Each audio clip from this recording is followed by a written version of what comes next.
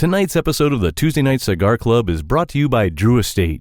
Come experience the rebirth of cigars at www.drewestate.com and download the free Drew Diplomat smartphone app today to discover nearby retailers, RSVP to special events, redeem points to win exclusive Drew Estate merchandise, and much, much more.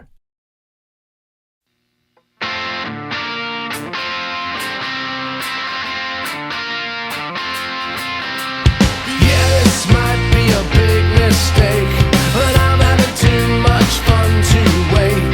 Flag her down when she comes back by. That one's yours and this one's mine. Bring another round. Bring another round. Bring another round. Bring another round. Bring another round. Bring another round. Bring another round. Bring another round. Bring another round.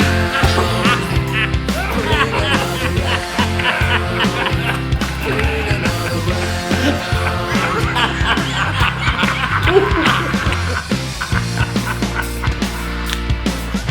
Here's the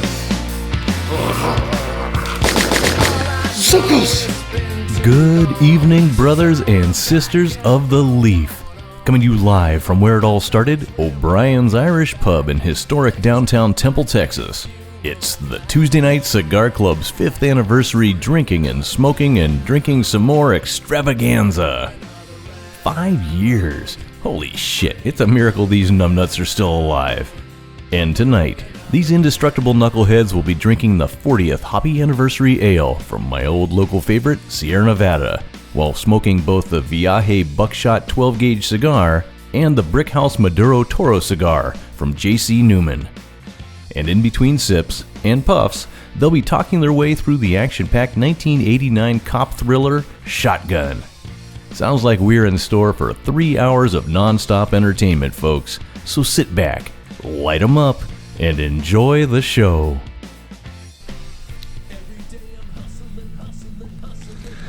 Well, boys, good to see you.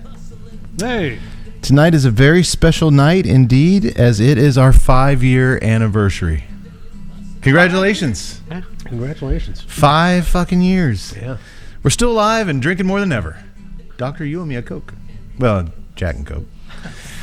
Yeah, they said it wouldn't last. We showed them. Who did we show? I was mainly talking about our parents. Oh, okay. This is the first anniversary that we've celebrated in 5 years. We didn't do a big thing on our 2-year anniversary or 1 year, or maybe we did. I don't know. I drink a lot, so maybe every year I have made a big deal, like our big 3rd anniversary show. I just forgot. I don't think so though. And it coincides, Yak Boy. We are at where it all began, O'Brien's Irish Pub in downtown historic Temple, Texas. You are having, I believe, a first here at the pub this weekend. I believe a stand-up comedian is taking the stage this week. What? No. That's what I heard. Opening up for some bands. Got a stand-up this weekend. News to me. I thought it might, but it's true. You're always the last to know. So to bring these two monumentous occasions together, so monumentous that Yak Boy didn't even know about it, I decided to write a comedic opening monologue for tonight's show, a la one of my lifelong heroes, Mr. David Letterman. Nobody did an opening monologue like David Letterman, am I right? He was king. And no one's going to do it tonight. King of late night. Did you know when I was a young lad, I dreamt of being a stand-up comedian? Huh? Like for years, that's what I wanted to be, was a stand-up comedian. It's a cool thing to aspire to. I used to go up to Ohio on vacation to see family in the summers, and I begged my cousin Mark. There was an open mic. He went to this comedy club in Canton, the nearest kind of big city.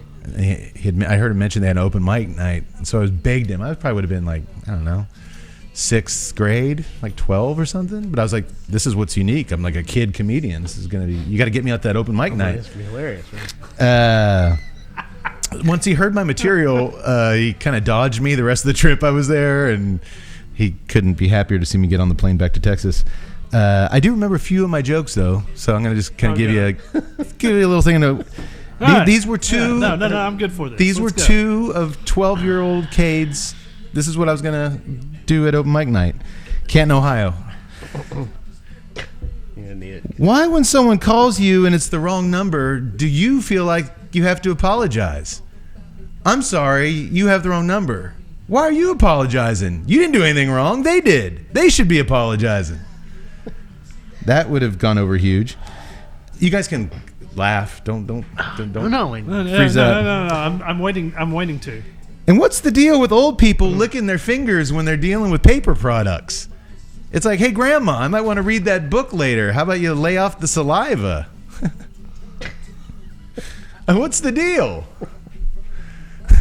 That was another good one. So obviously the world wasn't quite ready, as you guys aren't, for my brand of humor at the age of 11 or 12. But here we are 30 some odd years later. I think I've learned a little something over the last 5 years about putting a joke together or two. So I think this could be the start of something special. If this works tonight, guys, we'll have an opening monologue, a little bit before each show where I get in front of the table in the corner of hope, put a spotlight on me.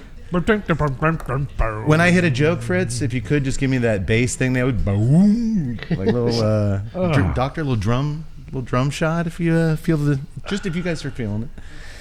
Here we go. Yax, if you could do the Paul Schaefer little laughter in between jokes, little something. All right, you guys ready? Mm-hmm. Yes. This is All right. for our 5th anniversary. This is a very special thing. Our very first opening monologue. Can't wait for it. Welcome, everybody, to the Tuesday Night Cigar Club, episode 111. We got a great show for you here tonight. I was watching TV recently. Things are really heating up on The Bachelor. And I saw a commercial for I Can't Believe It's Not Butter. Interesting fact, it was 38 years ago today that I Can't Believe It's Not Butter hit store shelves for the first time. Can you believe that? Surely, if it was actually butter, somebody would have found out by now, am I right? I mean, it's time to admit that we're all believers. It's over. We're okay with it. We're on board. Let's change the name to We Do Believe It's Butter, or not butter.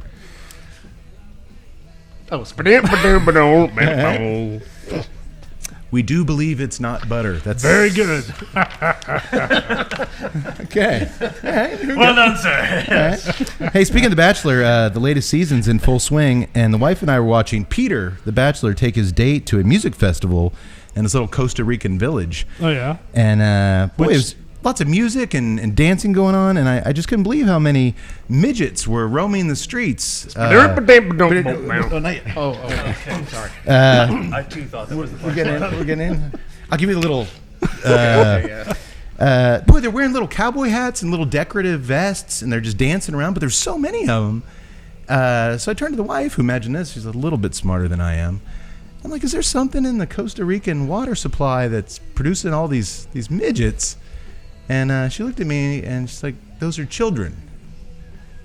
They were little children. I thought that was the signal. Little ones. They were wearing little children's cowboy hats, not midgets. Those pesky kids. Hey, Fritz. Oh, man. Have you seen the previews for the new Invisible Man movie? No. Boy, they got a new Invisible Man movie coming to theaters. They're revisiting all those classics. Love Tut McMahon. Can't wait to see it. It seems to me that an Invisible Man movie would be a perfect opportunity to cast an ugly actor in a leading role for once. And guess what? These bozos, the Hollywood geniuses, they cast some handsome young dreamboat as the Invisible Man. Somewhere in Hollywood, there's a talented thespian with a lazy eye and a potbelly crying himself to sleep last night. Every night. Questioning God why there's no justice in the world. Hey, lazy eye and a potbelly, but that's enough about Tut's prom date. Ayo! Great personality.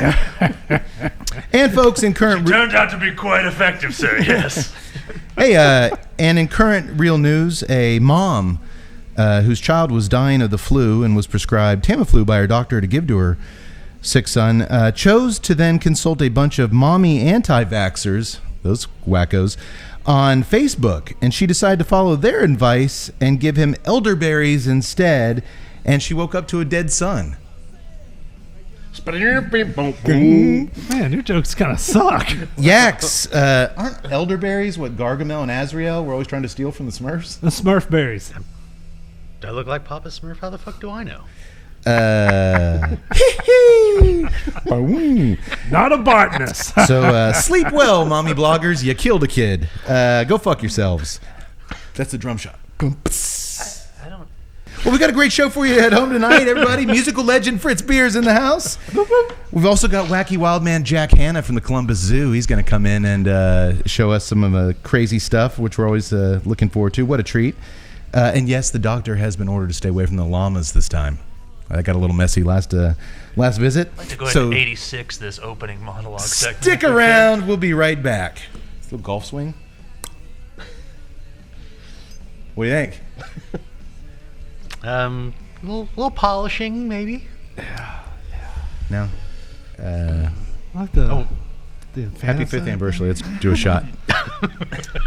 To no more monologues. No more infant side jokes. And to find, it was a joke on the. Got all y'all in virtual It was spirit. it was a joke on the mommy bloggers and the anti-vaxxers. Nobody got offended by the midget joke, but the other one, okay. That's helping it all go away right there. See, you're already forgetting those jokes. Well, until next time, we'll see how this I pans out. believe the politically correct term is lollipop kid, sir. Hey, Fritz Beer, our MIA 5th member. He's always here in spirit. We listen to Fritz's music every episode, but he is once again joining us in the hot seat. Thanks for being here, buddy. It's good to be here. It's been a while. It's always fun. It's great, yeah. We don't just let anybody sit in with the Tuesday Night Cigar Club. You got something cooking.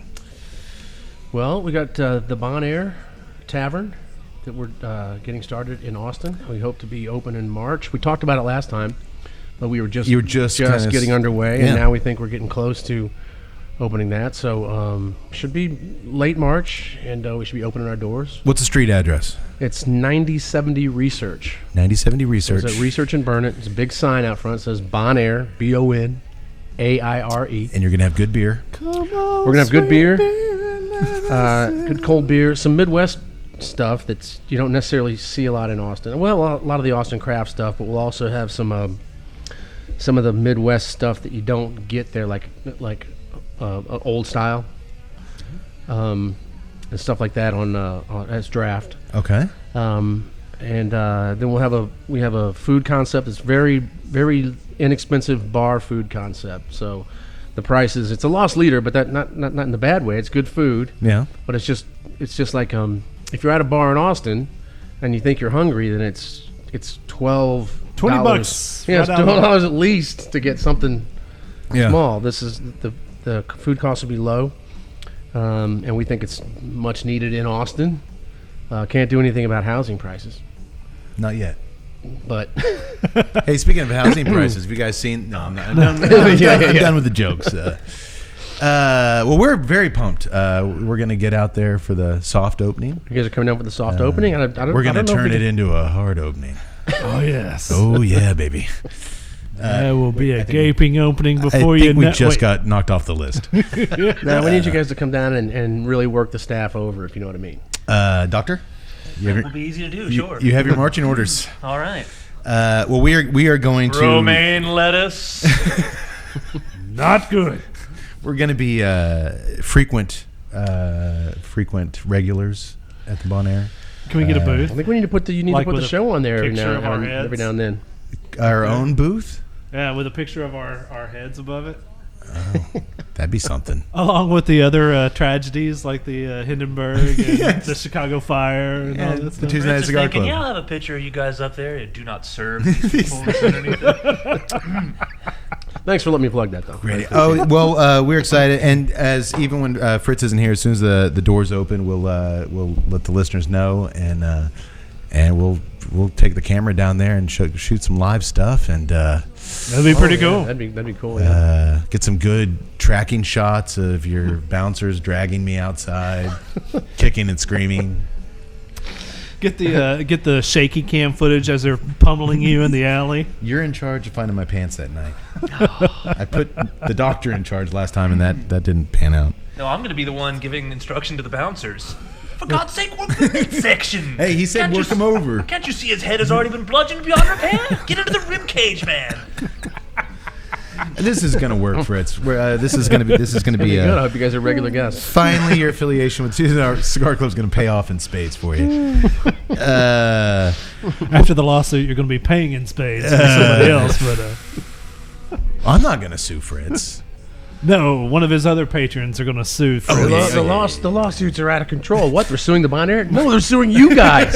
Well, we're used to that. We have a generous umbrella policy. Mainly because the doctor shoved an umbrella up somebody's ass once. And Tud, how you feeling? I was trying to prove a scientific theory of mine, and it actually, well, it failed to bear water. Umbrella pun. See? Now that is what you call opening monologue humor right there. It is our fifth. Terribly unfunny, sir. Well, actually, I think our first show dropped in. This is towards the end of February. Our first show dropped. But it's typical. It was early, yeah. It's typical us. We show up late. We show up late to our own anniversary party. But we've got what do we do every show? Yeah, boy. Well, we hopefully have a delicious premium cigar. Mm-hmm. We hopefully have a delicious craft beer. And we hopefully watch a spectacular film. Not in any particular order, though. Two out of three ain't bad. 2 out of 3 ain't bad. Speaking of films, I would like to give a shout out to an actor who I thought did an excellent job that I watched this week. Man, he never does this. No, The floor is yours.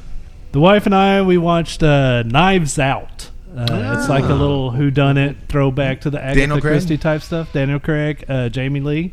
Captain America? And Captain America's in it. And obviously not. It's not a shout out to Jamie Lee, who did a fantastic job. He's always great. She has got the dry bitch rolled down. She's kind of perfected in the last... And just her dryness and delivery of everything is great. very sardonic, and it's just awesome. But I've actually seen that character in Scream. Scream Queens. So I'm just kind of like, all right, well, she did an outstanding job. But I got to give a shout out to Daniel Craig, because dude comes up with a southern draw accent. And it's James Bond. I mean, come on, it's Bond. And all of a sudden, he is talking with a southern drawl. Well, let me tell you something, Mincy. When we go in, I'm not going to say he didn't slip up every now and then, but the dude went for it. He just absolutely went for it. I don't know if I've ever seen him in anything other than James Bond. Other than movies. Bond. I always see him as just this polished, put together English dude, and no, sir, he was pontificating on all kinds of mysteries and antiquities. I too have seen Knives Out. It's very good. A couple of times, like you said, he slipped. I was like, there was a couple of times where I just immediately saw him and he's going to turn into Foghorn Leghorn. I know there was a part of me that was like, I say sorry. Did he say poppycocks once? And you're like, No, he didn't. Right. But there was a couple of times when he turned and you're like, he's going to do it. Yeah. He's going to go big chicken right there. Kudos, Daniel Craig. To get we rip on so many people. Can you talk like, in that southern voice the whole show? Well, yes, Kate, I would be glad to. Okay. Well, we have. You sounds like you really enjoyed Knives Out. It was fun, especially considering that Rian Johnson, is that his name, the director? I believe it's Ryan. I don't care because he killed The Last Jedi and is the most horrible Star Trek or Star Wars director of all time. Here we go. At least he didn't fuck this movie up. Excuse me. At least he didn't defecate all over this movie. There you go. Okay, so 3 thumbs up for Knives Out. Well, I guess that's a popular movie. It seems to certainly doing well. We've certainly. It's certainly not the kind of movie we cover on the Tuesday Night Cigar Club. Ryan. He just spells it with an I. Yeah. Oh, okay. It's he's American. It's Ryan. It's Ryan. He's an American. It's Ryan. It's like guys with last name Wiener say it's Weiner. No, your last name's Wiener. Wiener. You fucking It Wiener. says Weepe. You fucking Wiener. Well, we're speaking of movies. We got the kind of movies that we dig deep into. we've got a good one for you Really tonight. But first, as usual, we will talk about the cigar. Well, yes, I'm looking very forward into this. All right, you know what? I don't. Yeah, let's not. It's too late. Let's You not let do it the out of voice. the bag. Doctor, could you make him stop, please? For God's sake, man, I'm not the voice police. Oh boy, start already. Tonight we are doing for our cigar. I think there's been a mistake. I only have half a cigar here. It's tiny. It's tiny. It is the Super Shot Buckshot 12 gauge by Viaje Cigar Company. If you guys notice, it's shaped like a shotgun shell, sort of. It's tiny. It is a 3 1/4 is our first 3-inch cigar by 52 ring gauge. The 12 gauge is 52. I believe the 10 gauge is 56. Is that how real shotgun shells are? Is a 10 gauge a bigger bullet than a 12 gauge? Yes. Are they reverse? Yes. I just show up once a year to blast birds and You'd think the drink. 12 gauge would be the bigger shell, but no, the 10, Well 10 gauge said. is bigger. Yes. Okay. Well, that makes sense then. It's a 3 1/4 by 52 Mexican San Andres wrapper and all Nicaraguan filler and binder. This blend comes to us from Viaje Cigar Company. Well, they made it. They didn't give them to us. Our first Viaje smoke to be featured here on the podcast. Lucky them. And was blended by brand owner Andre Farkas to have something to something to smoke in between shooting. He's a clay. He shoots clay things. Yeah, pigeons. Skeet.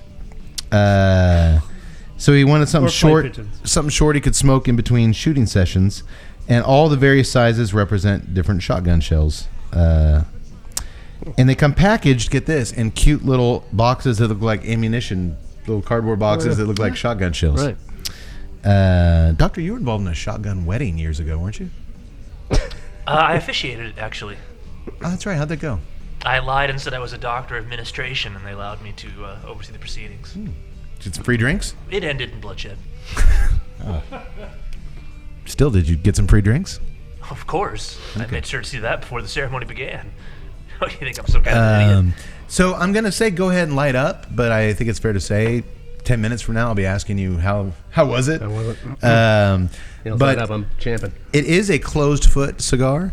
So I find with closed feet cigars usually, whereas typically I would light it in my hand a little bit first, I always assume the blender wants you to light it with it in your mouth to get that wrapper, that blast of wrapper on your first couple puffs, burn it away, and then... I'm afraid to do that because it's so close to my face. But I'm not the cigar police, so you guys can light it however you want.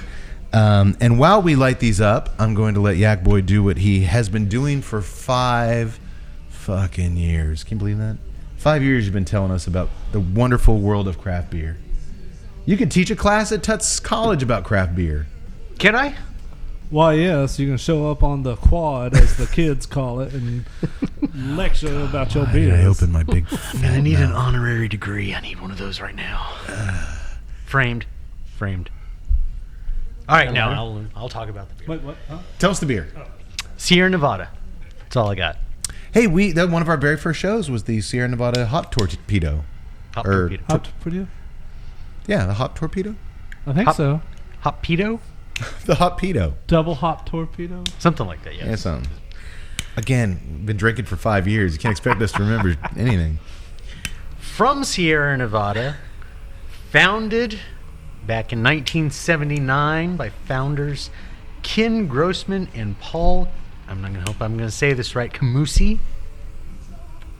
The two home brewers who took their hobby and in 1980 opened their own brewery, Sierra, and named after Grossman's love of hiking in the Sierra Nevada mountains.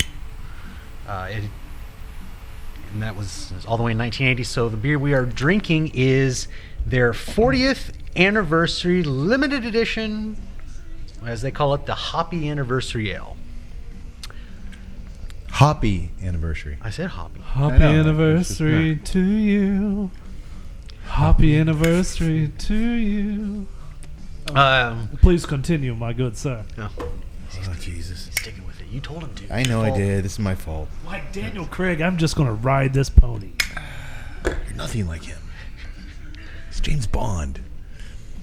Back when they had started, like I said, 1980, there were not a lot of hop forward beers. The IPA, as it is today, was not king, or king to me, anyways. Right. This one, they say this beer showcases the bold flavors and aromas of a classic West Coast IPA, intense pine and citrus, with a deep gold color and slight caramel sweetness. And here's to hoping for another 40 years of passion. Hopping. Good It's definitely got catch. that pine. So, That West can I Coast ask you a pine. question? Is this the 40th anniversary of their classic green can Sierra Nevada? Well, that is their pale ale. That's their flagship. Okay, so this is not the. Okay. This is a IP. This is their limited edition. But this is just the 40th anniversary of the company as a whole. Correct. Okay. So, as like I said, the IPA, especially for California breweries, that's, if you're in California, IPA is the king. Yeah. So can As I it should throw be. something else in there? Sure. In here. So I live down the street from the one that they put in Asheville. Their Asheville brewery. It was actually south. It was down in Mills River, Asheville, Carolina. Asheville, North Carolina. Carolina. Asheville, North Carolina. Asheville, Carolina. No, I was just Very thinking. familiar with the Carolinas. I'm just saying we've got a bunch of Saudi Arabians that listen to us. They don't know where that's Asheville okay. is. Asheville, North Carolina. Yeah. So I'm Sierra ruled Nevada out, no opened up a suspects. brewery in. in Asheville, In North Asheville. Carolina, but it was south. It's actually in Mills River, and I live south in Arden, and it was literally 2 miles away.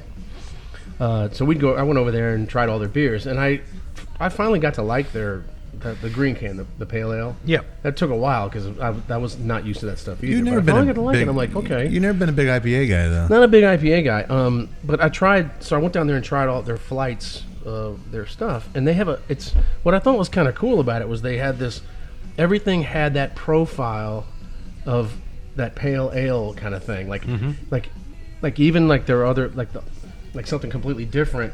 You'd get that little feel of that The original hops. pale ale. You Yeah. get that little thing in there. You're like, yeah, that's a Sierra Nevada. Yeah, Keep its right. identity. Yeah, it had an identity, even if it was like way as an undercurrent or whatever.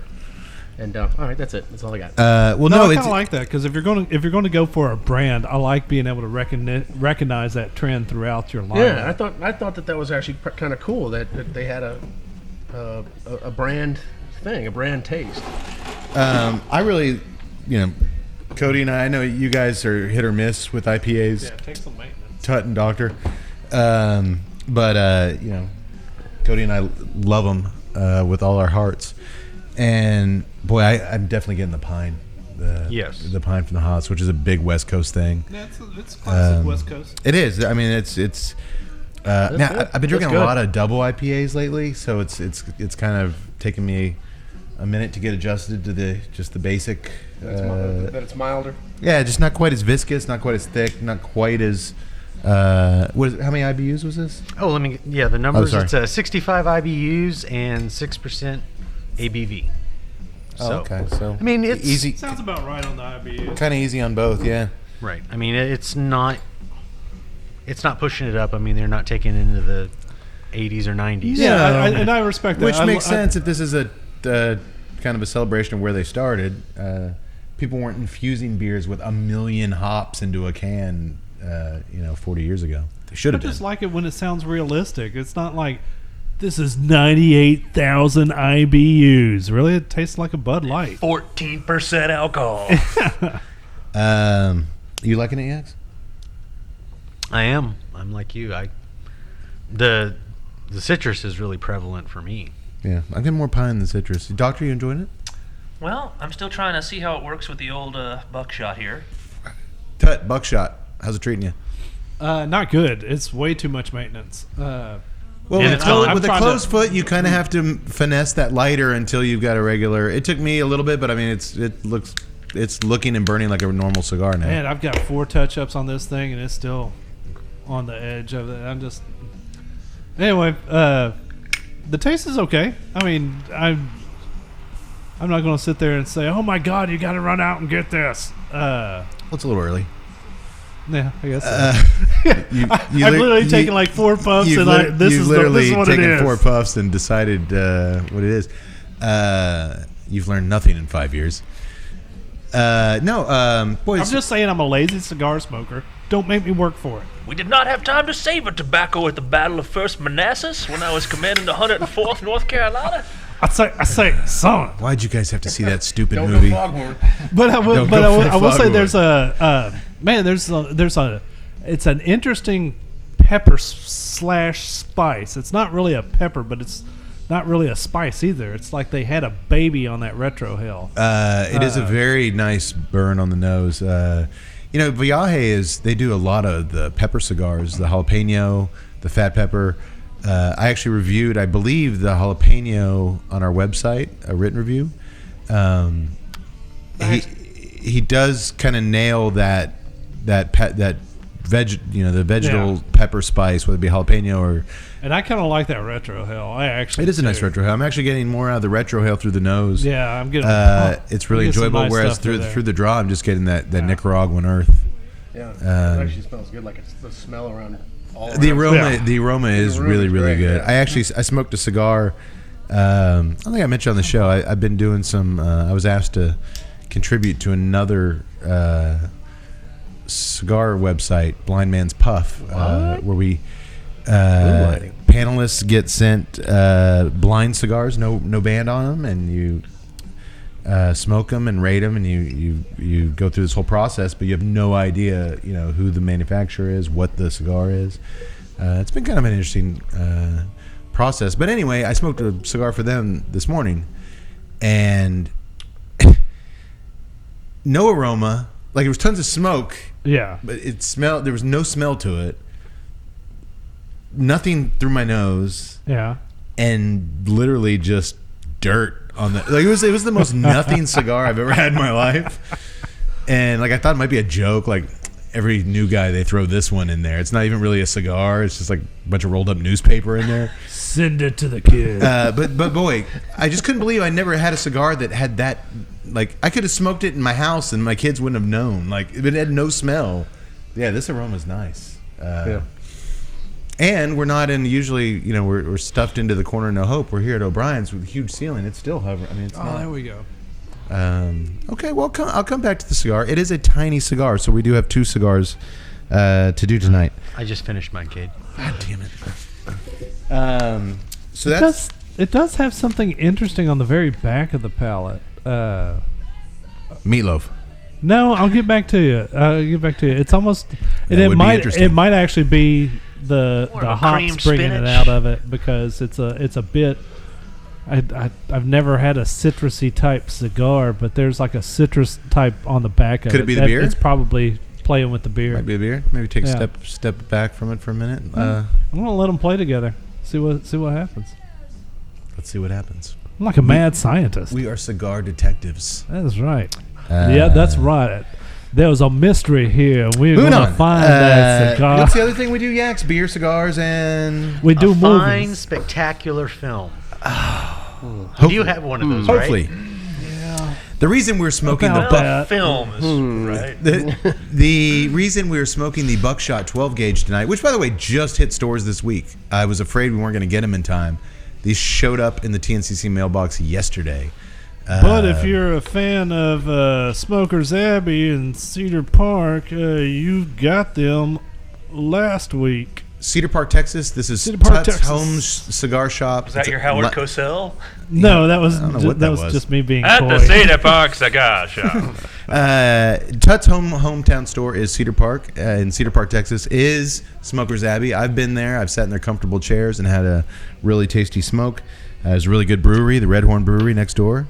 So we'll give them a plug. And Tut, if you wanted to buy some cigars, so you don't have a cigar shop down the street from you, and you had some money, say, I don't know, $100, you wanted to buy some cigars, what would be the best option for you? Say you're sitting there in your living room and you're wondering, where can I buy cigars from? We do not have a fine tobacconist like Smoker's Abbey in my hometown. All right, friends. we've given them enough. Okay. Yeah. When they start paying us, we'll say their name a few more times. Yeah, that's fair. You might be thinking to yourself, where can I buy cigars? Well, friend, we've got the answer. You can go to www.tuesdaynightcigarclub.com. 5 years we've been doing this shit. Click on the famous smoke shop banner. Wednesday Night Cigar Club. Damn it. And then do your Thursday Night cigars. Cigarette Club. Saturday morning bird watchers. Son of a bitch. All right, y'all asked for this. I'm sorry.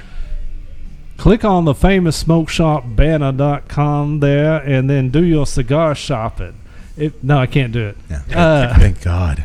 Do your cigar shopping from there. So you make an order of Need more $100. Jameson shots. When it gets down to that cart, you put your little promo code TNCC20, and you will get $20 off that purchase. So if you pay for $100 and then you put in TNCC20, you are not paying $100. You're paying $80 because that's 20%. And I'm going to give you a off. little tip too, folks. Go to the Famous Smoke Shop website. Before you find what you're looking for, go to cigar. They have a link for Cigar Monster, which is a different site, same company. That is daily deals with huge discounts on 5-packs, mainly of cigars. Find a 5-pack that looks interesting to you, because if you buy that at a discount, that gives you free shipping. Then you put that in your cart. Then you jump over to Famous, get what you want. Now, not only are you getting $20 off, but you're not having to pay shipping. That's how you do it. That's called a pro tip. And if all of that seems abnormally complicated for you, then trust in the doctor who has tunneled a hole underneath Cade's house and right into the bottom of his humidor. Is that where that shit Which is actually a pretty good strategy as well. By the way, Wait, where my underpants been going? a couple of days before St. Patrick's Day, Yes. one of your TNCC members, Tuttle, has a birthday coming up.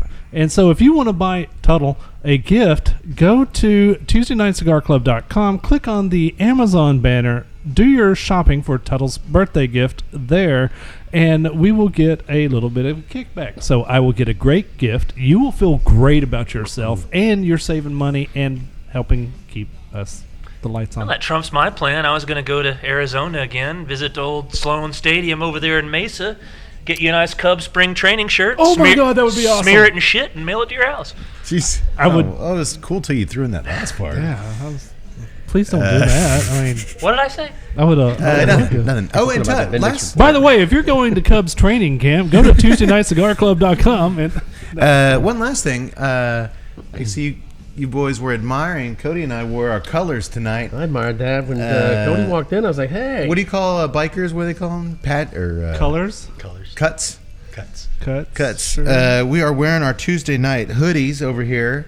And if you watching this on YouTube like what you see, And how why could you wouldn't not? you? You need to jump on TuesdayNightCigarClub.com. Go to the link that Tut has accurately described as stuff. Is that it? I think there might be a shop, maybe. I think it's TNCC stuff. It could be stuff. Yeah. Not that you're phoning it in or anything. How do I entice people into this stuff? Well, we need to let them know there's like, we need to, Stuff. stuffs. There's stuff there. We got a lot of With an S. With an S. So it's more stuff. We got a lot of stuffs for sale there. We got coffee mugs, T-shirts, these hoodies. I'm about to go on there and make some hats. Okay. I'm a big hat fan. I'm gonna make some camo hats. Gonna make some black hats. You guys got any other colors you want? Let me know. Might even do some EPMD fisherman hats. No, those won't sell to anybody but me. You can even get baby onesies, thongs for your girl if she's a big TNCC fan. Mm-hmm. Yeah. Take those off with your Late teeth. at night, I wear my TNCC thong with my TNCC racerback. It's sexy. There's a lot of stuffs on the TNCC stuff link. So head over there, and that also helps us out a little bit. I can only speak for the hoodies. They're very soft and very...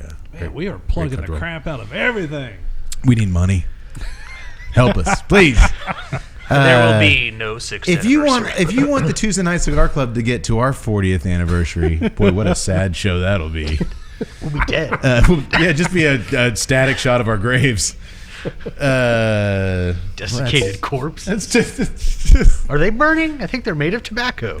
I think I will be like 65, 67. Just, Daniel Craig. Do you want to make a pact where the first one of us who dies, we gets cremated and roll their ash, send our ashes to Drew Estate this and like have a them rolled into a tontine, cigar, like and we'll all left? We'll all smoke we'll it. send our ashes That to Drew sounds Estate. horrible. Flying They'll roll them hellfish. up, and we'll all do a show where we smoke our fallen brother. That sounds horrible. How about we just... Yeah, because we give it like shitty notes, like I'm getting manure. Oh yeah, if it's my cigar, y'all gonna be like, oh yeah, I get notes of sarcasm. I'm getting notes of smarmy. It's clear the doctor ate a lot of cheap prosciutto in his days. You guys getting chicken tenders? All right, maybe that's not a good idea.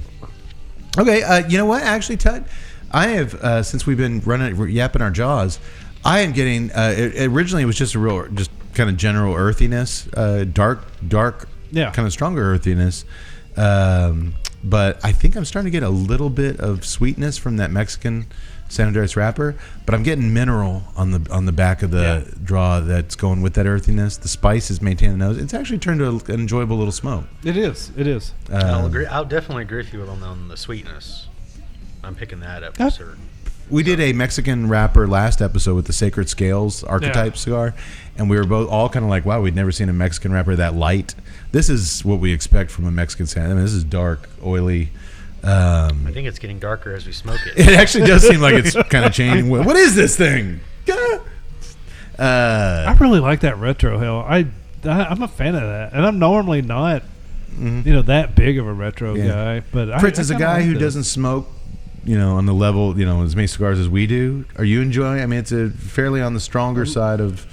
I'm with Todd. I really like the aroma, so I'm pulling through my nose a lot and enjoying that a little bit more than I am on my palate. I think the nose still has the palate beat. It's just a really nice retro ale. I like this, Doctor. I'm having trouble getting a whole lot off of it. I mean, it's got a very. When you were talking about sweetness, you're talking about the very end. There's a little bit, maybe a little bit of pepper, through the nose. I'm getting the sweetness on the excuse me on the draw. I'm not actually getting a lot of sweetness. Haven't good aroma. Haven't had any construction issues. I had to light it one second time, and I think I didn't light it correctly off the start. So. Okay. I got a good light, and I think it's. You know what? I'm going to take this moment before we get into the film real quick. It's our 5th year anniversary.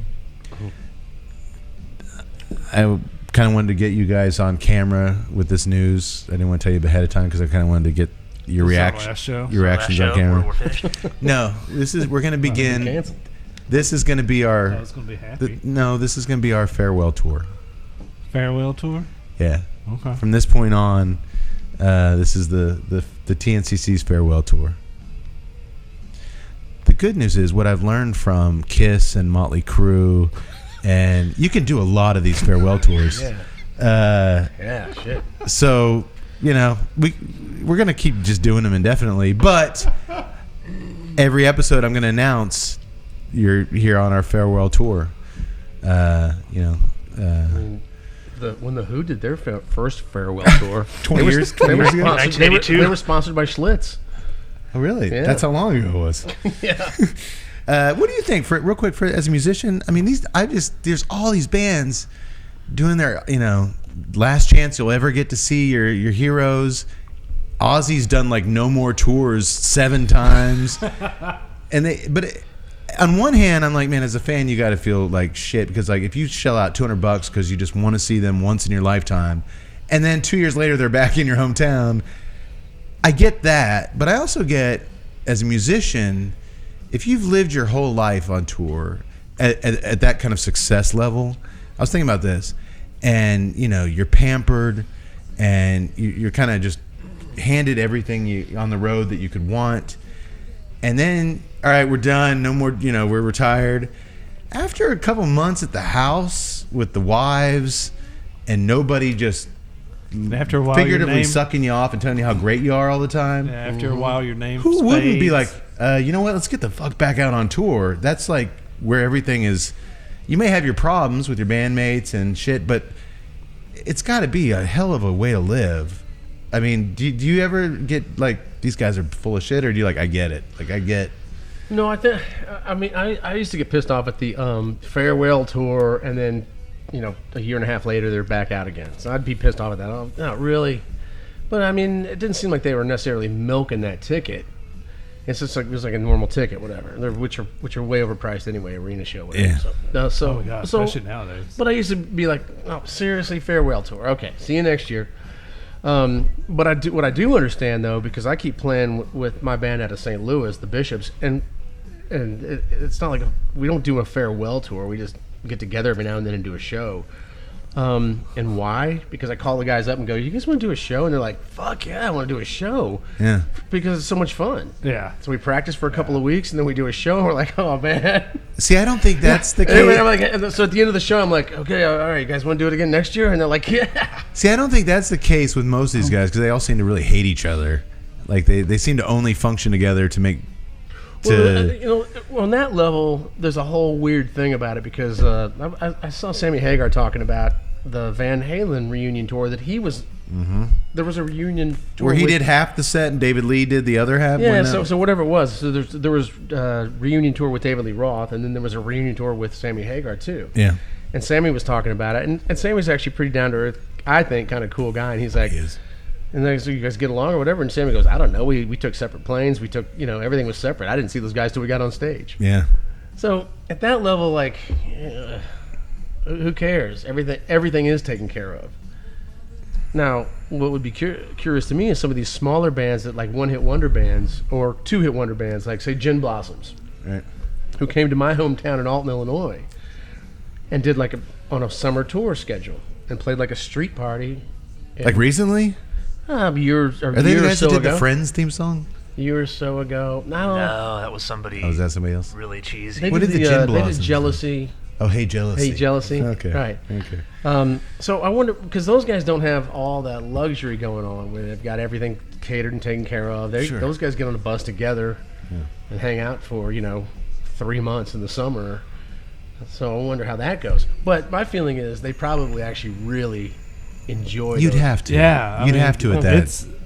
To me, it was always a drug. Yeah, it's just a lot of fun, man. Even when I hated the band, even when I hated the people in the band, almost as good as the real. There were some times where I did, but God, it was good. It was good on stage. Now I hated that 2:30, 3 o'clock in the morning tearing down and all that crap. But that's these guys aren't doing. Yeah, they're not doing. We're not doing that.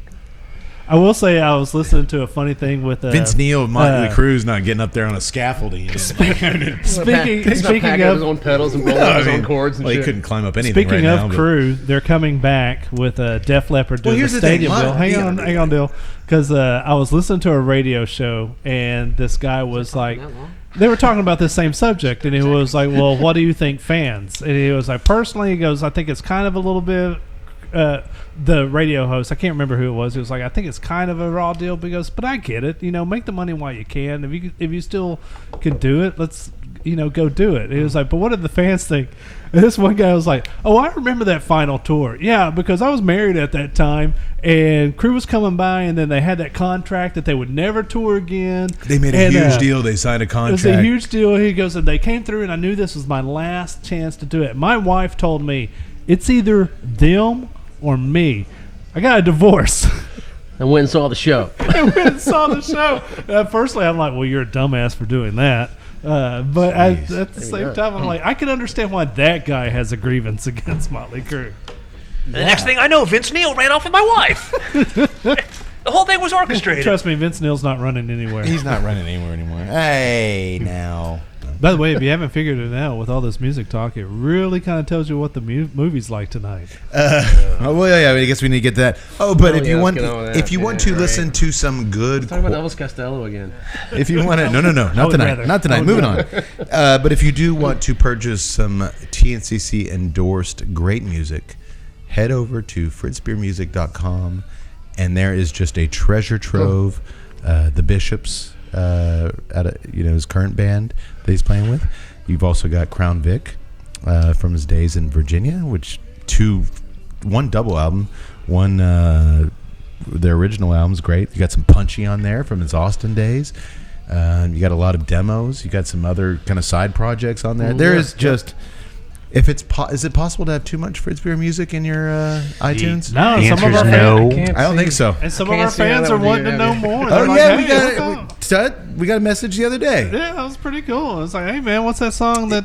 It was a police lieutenant in Pennsylvania messaged us. Hey, what's that song that plays over your end credits? And we're like, oh, it's Monotony by Fritz Beer. He's like, I know it was Fritz Beer. I just didn't have the time to look look through his website and find out what song it is. Was he rather surly like that? Well, no, I know but- it's Fritz Beer, asshole. No, I think he meant it. We said it was a cop, right? Yeah. Yeah. So of course he was. But he meant it like, I know that's what all you guys listen to is Fritz, but I just think son. I know it's Fritz Beer, you shit. And I love No, it was very nice. Monotony is one of my favorite songs. I love It that is damn our. song. It is. It's Why not don't our. you guys theme, shove that Buddha remembrance up your ass. It's not our theme song, but it very well could be. It's damn near mine. All right, guys, we can't put this off any longer. There is a movie to talk about. Everybody's got a beer. Everybody's got their cigar. The film tonight, Shotgun. Shotgun. Shotgun Jones. Shotgun. 1989. All right, that's the best part of the movie. Let's go. Let's go back to the movies. Man, that was a great Talking movie. about All right, let's these wrap it guys. up. Fellas, as I looked over our last 5 years of podcasts, I realized that we haven't really done a lot of hard-hitting police procedural films on the show. Still haven't. So I found us this one. Written and directed by Addison Randall, who, interestingly enough, at least to me, also appeared as an actor in two amazing films that I hope to cover sometime over the next 5 years on the show. 1989's Deadly Breed, which is a phenomenal movie about white supremacists trying to kick all the immigrants out of the country in their own. Which Wait, guy I was thought which that guy was was about- that? He played evil, sadistic Klansman No, I mean, which number guy 3. was he in this movie? No, this is the writer director. Oh. He actually he hasn't done a lot filming wise, but he's acted in a lot of stuff. He hasn't done a lot filming. Wait, what film was it? Deadly Breed. Shit. Oh, I'm thinking of Nightbreed. Never mind. I'm sorry. He seemed like a seasoned pro to me. I'm flabbergasted at that news. And he also starred in the 1994 gritty Shannon Tweed crime epic Hard Vice, which Hard you Vice. watched over my shoulder on an airplane once. Yes, I did. Wait, what? Huh? Hey, if memory serves me, they should have called that really, really Hard Vice. Hey-o! That wasn't the passenger in behind you poking you in the back. It's my little David Letterman laugh. So we start things off with Shotgun, which is obviously why we're smoking the Buckshot 12 gauge cigar. How Always comes full always circle. good, Huh? It's always good. Even Which if I'm it glad is they came, 'cause what it other may be our movie would we have 5-year done and these with? 2-week anniversary, but we know what we're doing. Finally getting it. We start things off with a rockin' saxophone heavy Shotgun Jones theme song. Shotgun Jones. Shotgun. Delivering justice. Shotgun. Played over some aerial helicopter footage of the Pacific Ocean and some shots from inside the chopper that remind me a lot of those interior shots from the Anna Nicole skyscraper movie we had fun with a couple years ago. I'm trying to land. I'm trying to land. Can I talk to you later? And I really did love the simulated chrome shotgun logo. Oh, dude, when the logo comes up there, that was half their budget. It's like, is that colored pencil they used, or what is that? We see the helicopter land and a sharply dressed white dude named Mr. Rocker. Fritz, there's a band name for you. Mr. Rocker. Mr. Rocker. Actually, that's what you should tell people to call you at the Bon Air at your bar. Mr. Rocker. Who's in charge here? Well, that's Mr. Rocker. Mr. Rocker's right over there. Excuse me, is Mr. Rocker here?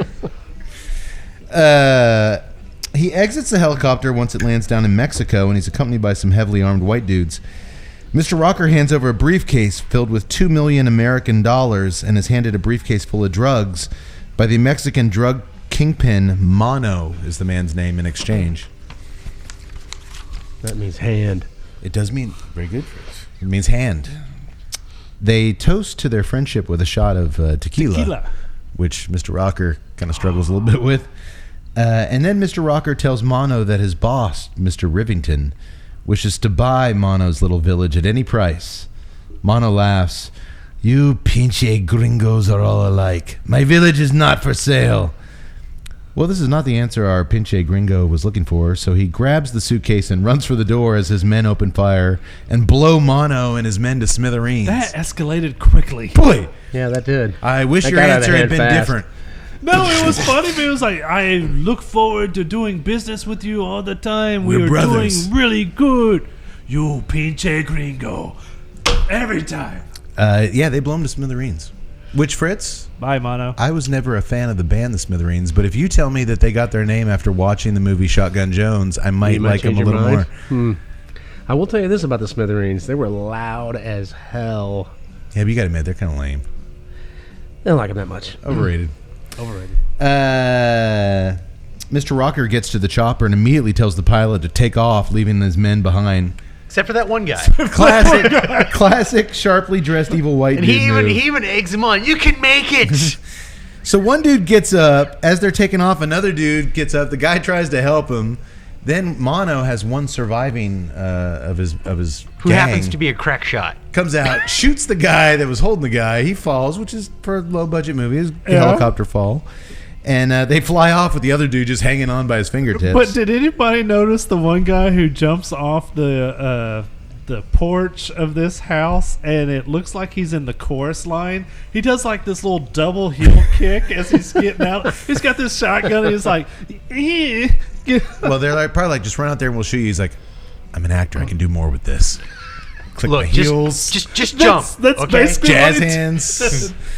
I'll say at this point, I thought there was some promise for What an this. action-packed opening sequence. Doctor, I you're thought- like me. You were on the edge of your seat. I thought there was some promise here. I thought Is we're that gonna. just because We've it was a got. tiny seat and he was already on the edge? I'm No, with- It wait. was a very small chair. I got it at IKEA. That was on the edge. Doctor of it. has very small furniture in his house. I'll say that at this point, I'm still in. I'm like, all right, this is got. Well, I mean, something. I can't complain because you're sitting here going, okay, what's going on here? Boom, action scene. Boom. I'm in. Yeah. What's going on? Has Let's do this. Cade led you wrong before? They're gonna set up the drug Numerous- village. I'm thinking numerous there's times. something I mean, going on here. No, of I'm course picturing maybe some sort of commando sort of climax where somebody goes and blows up the whole village in a super crazy fight. I thought there was some promise. I thought that village. Yes. That's Okay, well, I thought the guy that came in and made the deal, and then Mr. Rocker? his boys, Mr. Rocker, like in that helicopter thing. I thought that was him up in the thing trying to help the guy up. Oh, no. I thought they had the same suit on. The guy had a white suit on. Okay, Yeah, no. So I'm barely paying attention. He's not helping anybody. and he gets shot. I'm like,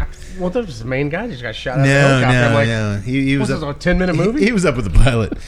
Okay, all right. Well, the next day, Mr. Rocker meets Mr. Rivington, his boss, at his office. Rocker tells Rivington that he took care of everything, and a pleased Rivington says, in his hoity-toity British accent, that they can now move their entire operation down into the Mexican village, where the authorities won't pose a problem, as all these people care about is money and power, and I have both. That was Australian, wasn't it? I was about to say, you sounded like Manu. There's a little Vernon Wells there. Franken- Money and power, and you I've got sounded like both. all these people sound like care. Frankenstein from Death Race 2020. How do I do an English accent? All these people care about is money and power, and I have both. All these people That care sounds like the about is leprechaun for money. Lucky Charms. Exeter Flexeter. I don't do an English accent, apparently. So I'm just going to do them in Australian accents. That's how we're doing this. You see, boys, Didgeridoo. Rivington's been doing these illegal operations since way back when he was in law school. So get this. Not only is he an evil criminal mastermind, he's a lawyer. Hey, that's what lawyers are. Which is worse.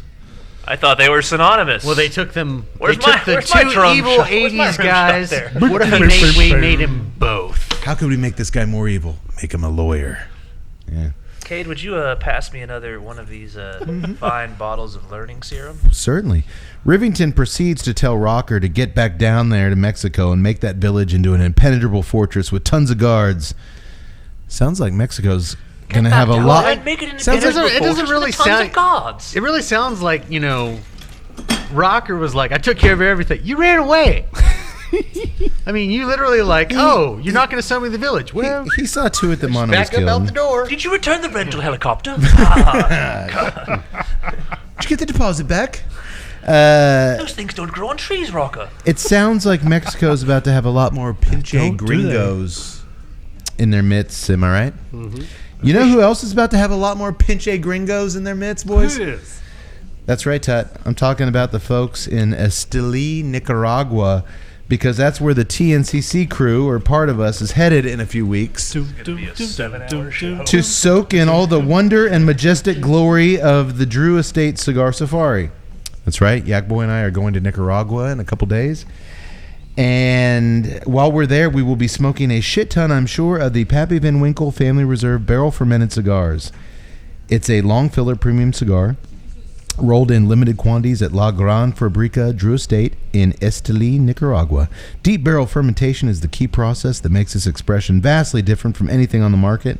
Hand-selected leaves from Kentucky are packed into small torquettes, That means bundles of tobacco to you noobs, which are then loaded strategically into oak bourbon barrels. Water's then added while immense pressure is applied to the torquettes via railroad jacks. Not car jacks. Not truck jacks.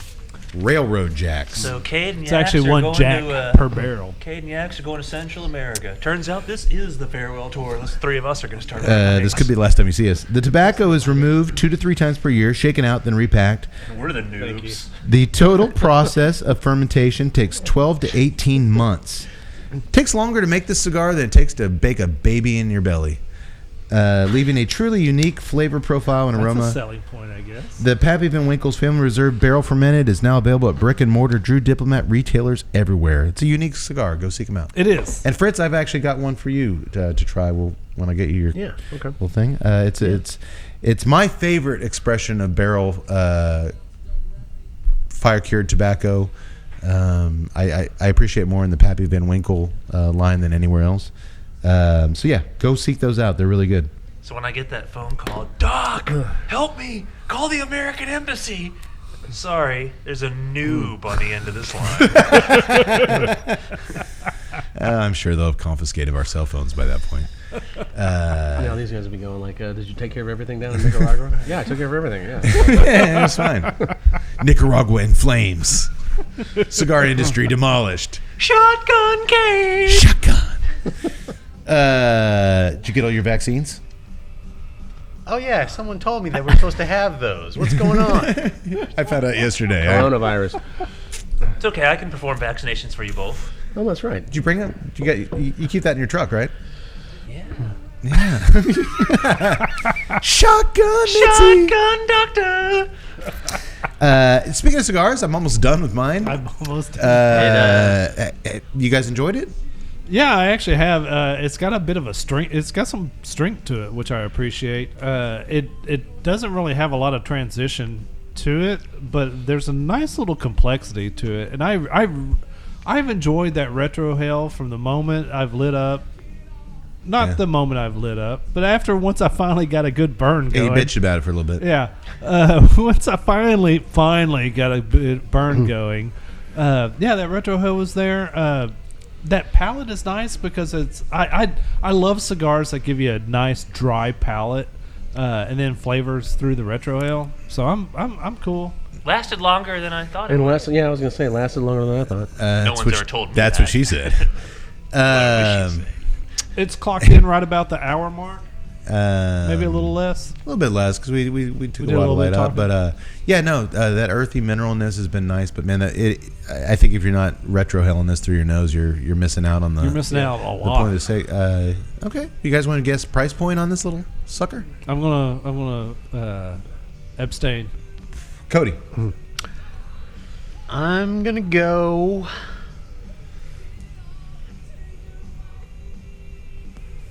Oh, it's a tough one. I'm going to go $9.50. You pay by the inch. You pay by the inch. All right, $25. I'm horrible with numbers. Those were my rates back at Sam Houston State University. Couldn't even get that one. Couldn't even get that one out. How much? $9.50. $9.50. It's a yearly release. $9.50. Does that sound? What do you think, Fritz? I know you don't buy a lot of. Right, I'm going to say $8. $8. I'll go 10. 10. I'll go 1001. You son of a bitch. Way to go, Price is Right. I'm gonna go. Shit. Oh, it's way Don't more, you isn't know it? what's Too much. I'm gonna go $6.69. Then no way. Oh. I was going to go... you should have said 12. It's a 12 gauge. Oh. I was still the lowest. $7.60. Really? Yeah, $7.60. I would call that very fine value these Yeah, I days. got these for a little over 40 shipped Wait a minute, that means for a I win. 5-pack. Wait, I win, right? You Alright. said six. Oh, wait, he said $6.95. $7.60. 760. Would you not agree that in today's day and age, for a cigar that has decent flavor, Hey man, lasts almost an hour, it's unlike good value? unlike Tut, I had mine lit beautifully off the closed foot. I had a perfect burn from the get go. I'm still smoking. I'll still smoke it for a little bit here. Really, just a really enjoyable retro hail with just a straight straightforward profile, earthy Nicaraguan mineral and earth. I will give that a high I liked score it. on the value. 760 for this. I'll endorse it because I was actually thinking that it was coming in a little bit more than that. I thought it was going to come in. From around what that I've seen of 1050.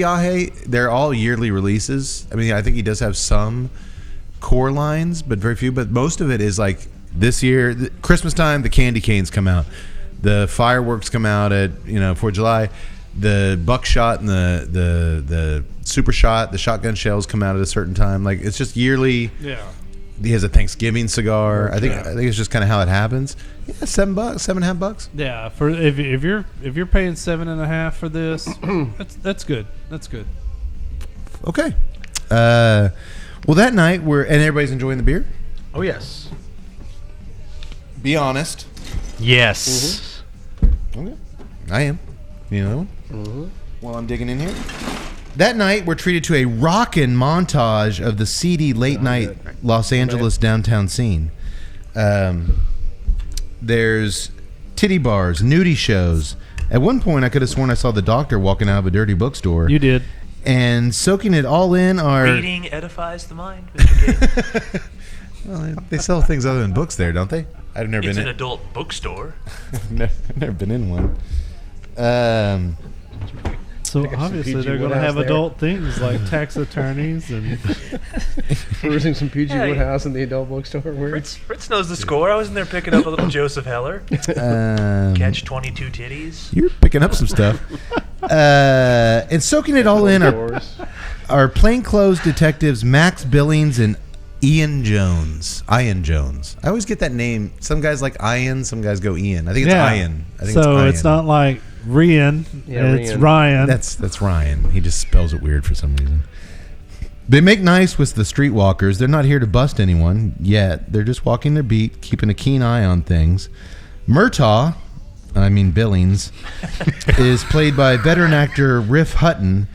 Man, this African-American actor's been in a gazillion Everything. things. I remember If him as you the s- car he works at Putty's car lot on a classic Seinfeld episode. I was gonna say he's in Seinfeld. I couldn't figure out specifically what I'd seen him in. God, but You Yeah. saw him in everything. I In was. the 80s, he literally Was had in an everything. episode in every Every TV show, show. That's why I was amazed to see him in this. I looked- But then I at the looked- same time, I was like, no, it makes sense. Yeah, for the first 'Cause time it was ever, what- I looked this guy up. Yeah. Of hanging out with you guys, I looked this guy up, and I'm like, I knew I'd seen him Oh, this everywhere. this guy.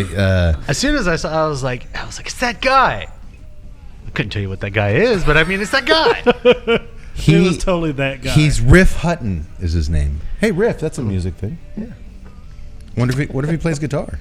And then, of course, Ian, you previously saw him. He was his Ian- brother had just been killed. Comes from the Appalachian area. Oh no, wait, I'm sorry, that's next of kin. Yeah. Actually, I enjoyed Ian as part of the singing duo Brooks and Dunn. He does look like that dude from Bricks and Dunn. I'm sorry. And that was kind of the thing. It's like, I'm hold on, sitting here- I haven't introduced him yet. Oh my God. I'm sorry, Riggs. No, Jones. Shotgun Jones Riggs is played by Stuart Chapin, who does look a lot like Ronnie Dunn. Ronnie Dunn from Brooks Well, and Dunn. right now he is dressed If he was 9 exactly like feet- Patrick Oh, he Swayze is- from he Next is- of Kin. Oh, I thought he was doing the Liam Neeson from Next of Kin. The both. They both had their little ponytails and the not Well- necessarily a cowboy hat or Well, I don't know if is that a fedora he wears or It a, was or kind a of Panama fedora. hat. It's kind of a Panama I hat. couldn't tell. Fedora, but it was a big. Big build fedoras. Yeah, big It looks wide stupid, fedora. whatever it was. He is played by a guy named Stuart Chapin, who only had a half dozen or so credits when he sadly passed away back in 2016 in Fredericksburg, Virginia. I think you were there in 2016. Did you ever cross paths with this guy? Not that I remember. No. We went to that film festival together in Fredericksburg. I wonder if he showed up. He's like, this is no Shotgun Jones. Yeah. We're like, get him out of here. Something tells me Nobody's ever heard that of your stupid movie. something tells me that Ian probably lived a hard life after this movie, so you might not have recognized him. Well, he certainly looked like he lived a hard life before it. And I believe his IMDb credits, it's not like he was acting in 2016. No. He actually brought us our beers at the theater where I'm we not watched. sure he was acting in our film. 1989. But don't look at me. I was in the bookstore picking up a copy of For Whom Your Balls Told. How was that? Very good. Maybe read a review for the website. David Lee. The Grapes of David Lee Roth. Grapes of Roth. I was actually more. Grapes of Roth? Yeah. I was actually more. Skibble-a-dibble-a-dibble-a-da. I was actually more of a fan of Catcher in the Thighs. Nice. Oh. Let's know the Great Aspie, but All night. Oh my goodness. War and Piece of Ass. Yeah? That was too easy. I'm sorry. The two top-notch sleuths watch as one of their favorite whores, Rhonda, gets into a convertible Mercedes driven by Mr. Rocker. Right when she gets in, she kisses him on the lips. Yuck. Right? And that when the Mr. Rocker should be like, whoa. But again, Billings and Jones crack jokes to one another as they clearly don't give a shit at all this crime going on. Jones is half asleep under the bill of his stupid hat, whatever he's wearing, and Billings is busy reading a book. They're not paying attention to all the crime going on. Rocker, a book? a He book. purchased at the store. He bought it at the store. Lord of the Guys. That's not a conch they're blowing into. Rocker, damn you, yaks, and what you bring out of me. Oh, it isn't me. Rocker checks Rhonda and himself. He checks Rhonda and he into. I don't know how that grammatically works. He checks himself and Rhonda. Rhonda and the prostitute. Rocker and the prostitute. They check into a motel that charges by the hour. The clerk tries to hand him a rubber, but when Rocker tosses it back at him, I don't need it. Rhonda snaps back, if you don't need it, then you don't need me, Buster. Good for Rhonda. Hey, this is the 80s. Yeah. You better be using a rubber. As Rhonda begins undressing up in the room, Rocker exits the motel room, and immediately, he's not out the door. The door hasn't closed, and immediately the bathroom door swings open to a blazing guitar solo. Fritz, blazing. Mm-hmm. Yeah. And a man clad in all leather, wearing a sweet doctor-style black vest, a gimp mask, studded cod piece with matching elbow-high spiked gloves, and carrying a bullwhip emerges. Ooh, I like your outfit, baby, Rhonda coos.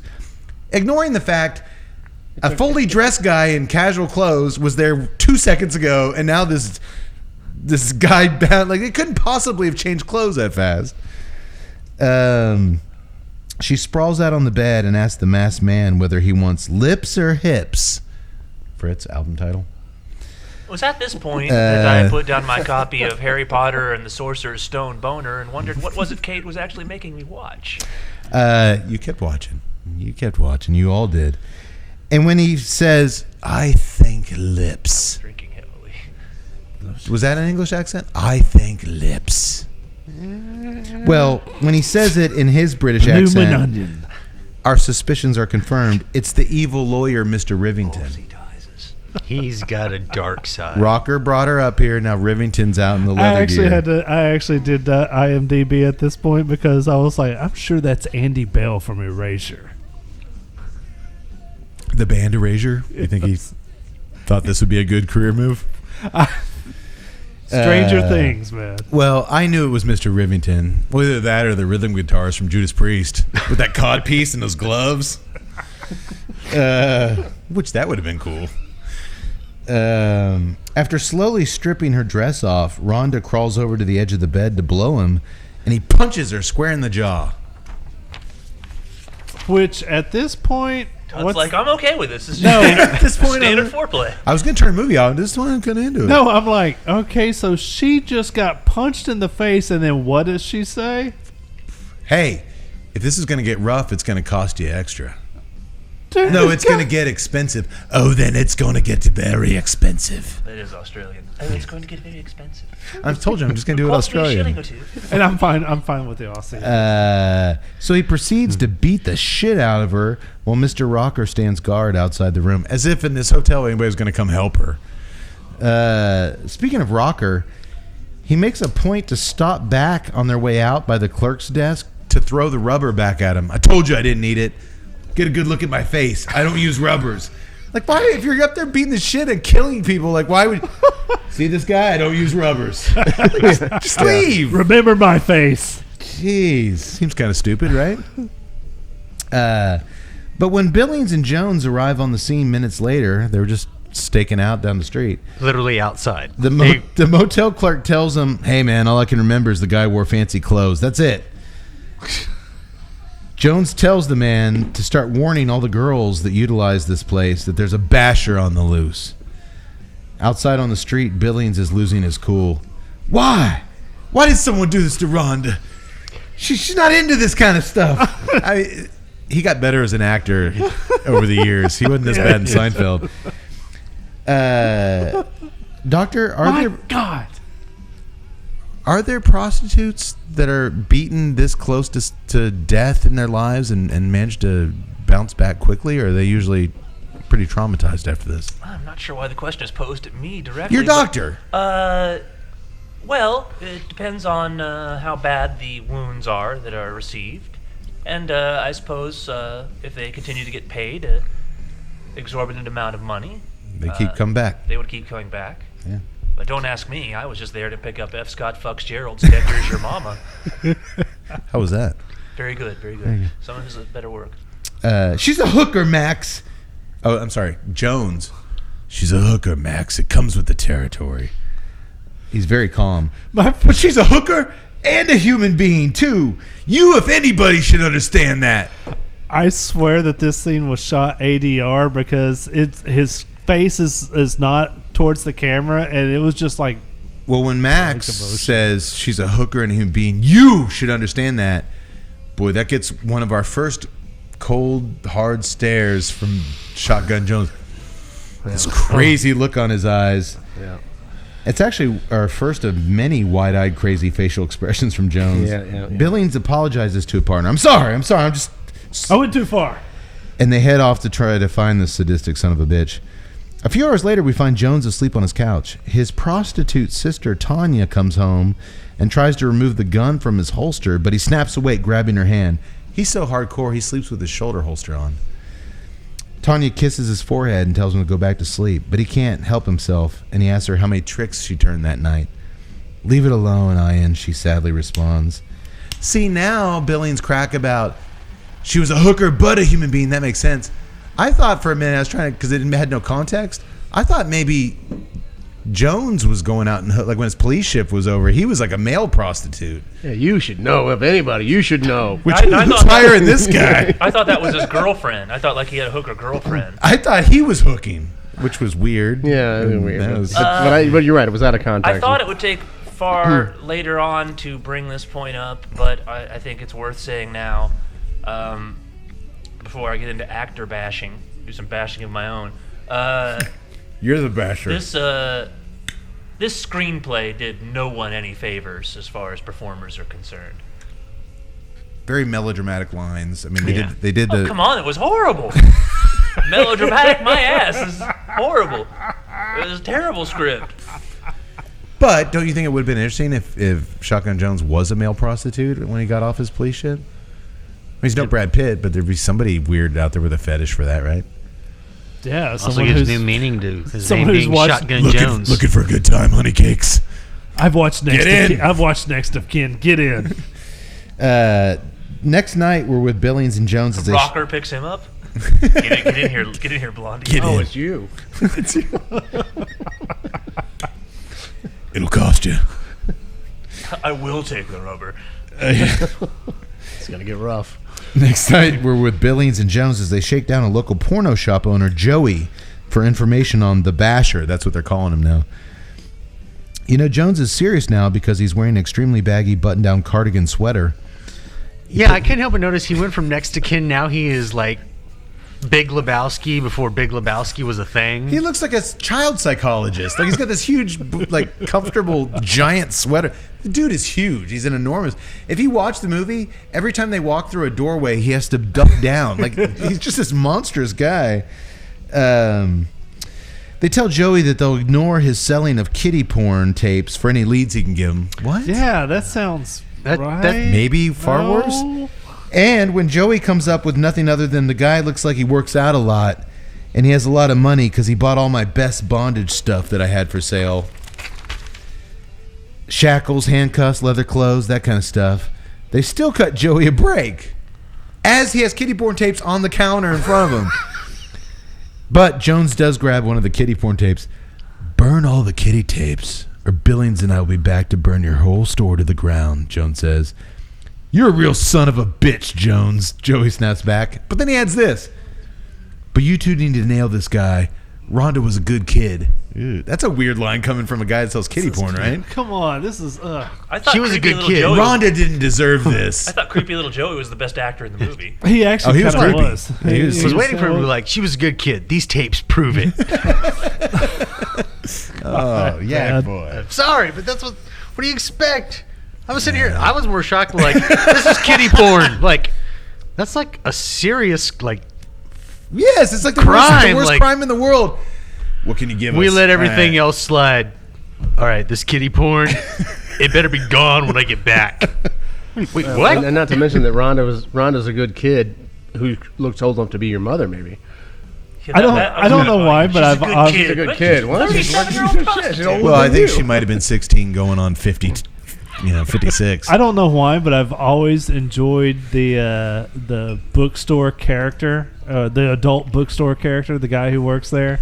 Regardless of the movie, whether it's like what was that Nicolas Cage one, the 8mm, 8mm, yeah. or Good movie. you know, even the dude from what was it, Punisher. I just kind of like, but I kind of thought that maybe they should do what Punisher does. As soon as they saw the kiddie porn, just shoot this guy. No, that wasn't going to happen. But I was also thinking maybe it was just going to turn into Naked Gun. Like, No, but this was like a known scum thing. like you. This disgusts me. Hey, but I got your kiddie porn tapes. All right, I'll get those later. Hey, Shotgun, we got your copy of Where the Red Fern Blows In. It's a gift. It was a gift. Hit his head on the door. It was a gift. All of a sudden, it's a wacky. Yeah, that made absolutely no fucking sense. No, it didn't. Man. We then cut to a very frustrated Mr. Rocker as he tries in vain to pick up some more hookers off the street. But they're all wise to what happened to Rhonda, and they won't get in the Mercedes with the basher. He meets up with Mr. Rivington in a motel room, the same motel room that Rhonda was beaten in. That seems sloppy to go back to the scene of the crime. And I say sloppy in every sense of the word, that motel room. Did you not see my face the first time? Well, get a good look the second time. We don't need a rubber again. He informs his bizarre What kind of boss. place do they run at the America's Best Value Inn? It's no value. It's no value at all. He tells his bizarre boss that he's had zero luck in finding him any fresh victims. Rivington, sitting there on the bed decked out in all his leather mask and all his gear, takes the bullwhip and wrenches around his own neck and begins to sadly cry, and we fade to black. What a weird scene. That was weird, right? Like, Yes, it was terribly weird. No, but like legitimately, that was kind of like a weird, creepy scene.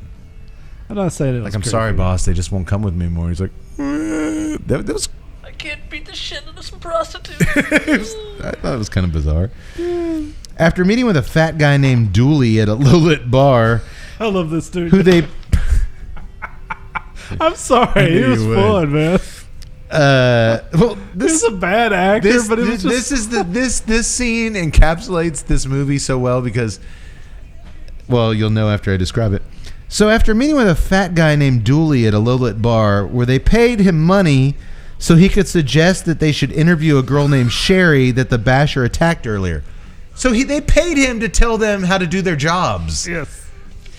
You might want to talk to Sherry, one of the victims. Oh, yeah. Thanks, Dooley. You would have her in your advice. police Here's a reports. bribe. It's in your police reports on your desk. You guys Here's are how the to do it. lousiest cops ever. They head over to Sherry's apartment. The front door hasn't even closed before Sherry strips off her shirt, showing them deep bullwhip marks all across her breasts Dude, and she's back messed up. and her face. Well, some kid drew some crayon lines on her. But The more I screamed, the harder he hit, and when I finally passed out, he really went to town, Sherry says. The basher broke her ribs, her jaw, and damn near kicked her spleen clear out of her body, and that was before he started whipping her. Doctor, do you think Sherry will ever fully recuperate, not just from the physical wounds, but the emotional wounds. Well, the crayon marks, I think she can just rub those off with a little dry eraser or a damp rag. But if you Doc, almost get Doc, the spleen kicked out of you, Doc, it's our 5-year anniversary. Can I just get one? My God. I was getting there. Oh, I'm sorry. Have you ever had the spleen kicked out of you? Once. I've seen some patients who have darn near had the spleen kicked out of them, and my God, the pain they're going through. It was at a Slaughter concert. Fly to the angel. Which is why Sherry is a horrible actor, because for someone who's got a broken jaw, cracked rib, man, she's kind of spry in this scene. And she's talking pretty good, too, with that cracked Yeah, jaw. cracked jaw, yeah. Every nerve ending in a prostitute's body must be on fire from the spleen almost being kicked out. Do you think her vagina would still work? Once the spleen gets kicked out, nothing works. But I mean, Doctor, can she go back? Kind of spry, so Can she go back to work tonight? I'm afraid it's far too early to tell, Mr. Tuttle. that's what I was looking for. Unfortunately, all she can tell them is the same old shit. He's got a lot of money and he drives a fancy Mercedes. He wears nice threads. And wears nice threads. Right. They're not Oh, we're in L.A. Okay. They're not collecting a great deal of clues here, are they, boys? Well, why don't they go back to that hotel dude and say, "Did you look at his face?" The men agree that until a so-called decent civilian lodges a complaint as opposed to a lady of the night, they're probably not going to get any decent leads on the elusive basher. Well, this trail's run cold. Let's go back to Dooley. He's opened us up before. Hey, Tut, you're lighting your second cigar? Uh-huh. All right. Well, then I should probably tell you about it. We have 2 cigars tonight, folks. JC Newman Cigar Company is also celebrating an anniversary, and so we are going to be smoking tonight their Brick House Maduro. It's a brick Hey, house. we got our musician in our midst. That's a song, Brick House. I kind of feel. Boom, boom, boom. We have 2 musicians in our midst. Boom. I mean, I don't have no Fritz Beer, but We have 2 since we have 2 musicians in our midst. Brick House. Who did Brick House originally? Commodores. Lionel Richie. Commodores. Lionel Richie did it. Commodores. No, Lionel Richie. I believe he did it with the Commodores. I've heard it both ways. Rob Zombie did a version with Lionel Oh, Richie God, it's horrible. on the house. What's the Wow. House of a Thousand Corpses? Yeah, city. it's horrible. It's terrible. It's horrible. It's really, really bad. Imagine Gee, that. sounds really good. Actually, Imagine that. I kind of dig some zombie, but this is horrible. No, he does some really good stripper music, but that is not one of them. It is a Yes, he does. Unlike our first cigar, the Brick House is a 6x52 Toro. It's a Brazilian, a Raparaca, Okay. Rapper rocker. a Raparaca wrapper. Mr. Rocker? Like our first cigar, Nicaragua, binder and filler.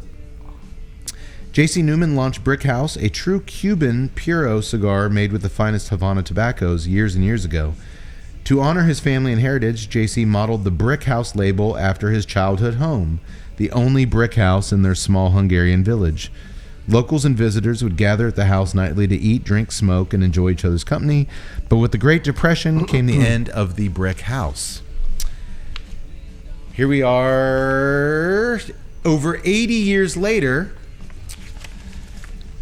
Grandsons Eric and Bobby Newman relaunched Brick House using the most exquisite Nicaraguan tobaccos, carefully hand-rolled by master artisans and then aged in the mountains of Nicaragua. Brick House, Right? Yeah. Brick House Maduro, Yeah, second. what we're smoking tonight, is rolled with the same highly acclaimed Brick House filler blend and finished with a Brazilian Arapiraca wrapper. A Arapiraca. A replica. Every Brick House cigar is a melding of flawless construction, superb quality, and a master blend. Darker and spicier than the original Brick House Maduro offers a full-bodied flavor balanced with rich hints of sweetness, is what they're alleging. Well, yeah, we'll see. Okay. We'll be the judges. We'll see about that. I've got a little bit of sweetness on the cold draw. Oh, It's got a nice little. there is some raisin-like sweetness Yeah. on the cold draw. Sweet raisins. Okay. Will you guys light up that? I'll get back to it shortly. Anybody need a beer before I proceed? Yeah. Yeah. Can you reach a Rolling Rock? A Rolling Rock from Mr. Beer. Okay. Oh yeah, you can twist that. That night, while Billings is at home spending some quality time with his wife. Oh, wow. Look at that. Jones is tracking down his hooker sister, Tanya, at a weird 80s dance club. Man, if you guys ever hear me say the phrase, man, I miss the 80s, make me watch this scene again because it made me wish the 80s never happened. Oh, God, this club. Just white people dancing stupid, horrible music. That was the 80s. Just. Where do you think the production crew from Shotgun managed to get location agreements to, Mr. Cade? We have some experience getting location agreements. Any place that would... You guys are going to shoot a movie called Shotgun here, huh? With this Neanderthal. We're not closing, so... Just you know, if you want to pay us, we're going to stay open. Trying to bump your camera at any of our customers. Yep, pretty much. Well, Jones does find Tanya just as she's about to leave with Mr. Rocker. Uh-oh. She tells Ian, look, you're my brother, not my keeper. And she leaves with Rocker, but not before Jones gives the bad guy his classic Shotgun Jones stare. Yeah. And Rocker's like, look at my face. I'm taking this hooker to that hotel. Look at my face. I'm the guy who's been there twice already and doesn't use rubbers. Remember me. I was waiting, and I was waiting for him to just toss the rubber. I don't use these. I need a lead. Where's Dooley? And he was wearing nice threads. He was wearing nice threads. Didn't you think Rocker looked kind of like Officer John from Chips? A little bit, yes. Oh, Ponch's partner? yeah, he did. Larry Wilcox? Larry Wilcox? Yeah. He kind of looked like He him. kind of didn't did. he? Rocker. I don't know why that's funny, but it is. Rocker I was takes. laughing because these guys know his name. Yeah, Larry Wilcox. Larry Wilcox. All right. I think he also. That was a different Wilcox that was in the books you were reading. Reading edifies the mind. It does indeed. Rocker takes Tanya back to the motel room, the same motel room where all the beatings take place. You would that think our that- detectives have not yet figured out to stake out, maybe. And We keep finding all these bodies in this fucking motel room. And the hotel manager doesn't go like, he's here. No, dude, that's his business. If he starts calling the cops, he's out of business. I mean, what did they wait down in the lobby? Did the Yeah, cops but leave if you yet? want- Yes, I keep okay, waiting we'll to take see the same like room. Doctor mentioned. I keep wanting to say like a family with kids. Like, look, we thought the America's Best Value Inn was stood for something. This isn't what we bargained for. We made our reservations. There's knew no what you value were here, and this getting. isn't America. Why didn't you give us a rubber with our keys? I have 2 children, for God's sake. Dude, the overweight dad's all. I don't need it. I don't need it. I was like, I need it. Well, guess what happens? Yep, Rocker leaves the room immediately, and Mr. Rivington pops out of the bathroom as Tanya starts undressing. Fritz, this music here, where he steps out, she's taking off her clothes, and he's looking at her panties. She's a very attractive woman, Tanya. Is this distorted guitar hanging on this note? It sounded so similar to some of the music you did in our film Underbelly. I mean, it just reminded me so much of that same kind of That growl when it starts. That. It reminded me so much of the sick, twisted things I've made you write for me. But no, to our listeners, you mentioned that was actually performed with an EBow on the guitar. Well, some of that stuff that was done in Underbelly, Yeah, we don't know what this Joker did, but on Underbelly, you used it's like a magnetic device you hold, and it basically pulls the whatever key you're playing in, it stretches it. Yeah, so it sounds almost like you're holding an organ note in a sense, because it just holds that guitar note. Yeah. And then when that scene first starts, you hear that, and then the guy goes crazy and starts thrashing. Well, bashing. No, Thrashing. Go over to our YouTube channel. You can watch our film Underbelly and hear Fritz do it much better than the guy who did the music for this one. And it's free. Go to YouTube. Watch it for free. Well, Rivington likes what he sees looking at those panties as he licks his bullwhip, and then he, Indiana Jones style, starts using it on the terrified Tanya. I thought what was funny was he comes out and he whacks her on the ass, and she kind of goes, "Oh!" She was like, it was a hard whack too. Yeah, she just kind of turns and goes, "Oh!" Yeah. If I did that to one of you guys, you'd shoot 6 feet up in the air. No, but man, these girls see a lot. I mean, they're getting their asses whipped 5-6 times a day, probably. Boy, what a hard life. They chose it. Yeah. It's a hard life, but it's a life we chose. I'm not prepared to get into deep discussion about streetwalkers. I wish I was. I should have done more homework. God, I should have majored in literature at Sam Houston State. Damn it. Next, in a gut-wrenching emotional scene, Jones rushes to the motel where he's met by Billings, who blocks Jones's way in. He tells his partner, "The paramedics did everything they could, Jonesy. But Tanya, between the drugs and the beans, she just didn't have a chance." "What does that mean? What does that mean?" "She's dead, buddy. She's dead." What does that mean? "She doesn't have a pulse anymore, Jones. She's dead." deceased. What does that mean? Life has exited her body. What does that mean? He said gut wrenching emotional. Did we watch the same movie? I don't think so. Oh, come on, dude. It was neither gut wrenching nor emotional. You Well, gu- I laughed. you guys weren't- Happiness is an emotion. Isn't it? Jones obviously is devastated by this news, and so is Billings. At the end, Jones storms off, and Billings like, "Oh, I need a drink. Oh, Christ, I need a drink." He's very open about his. Speaking of underbelly, I'm like, Christ, Fritz and I should be fucking have stars in the Hollywood Walk of Fame if this passes for acting. As far as I know, none of the actors in tonight's film do have stars on the Hollywood Walk of Fame. Riff should. Riff should at this point. He's been in 3,000 movies. Lifetime Achievement Award. I did want to make a point about that. The big guy, the big ginger guy. It did remind me of doing Underbelly because I was like, oh god, when I'm reading the script, I'm like, oh god, I got to be like a crazy maniac guy, and you're like, and your direction was no, don't be crazy like that because you're not an actor, and you got to be an actor to do crazy good. So just play it real low key, and trust the writer. And then Fritz and I had a Trust the moment. writer. And then Fritz and I had a moment at one point where who like wrote that? these that- parts. Kate said, "Don't worry about it. I wrote these parts specifically for you and Mincy."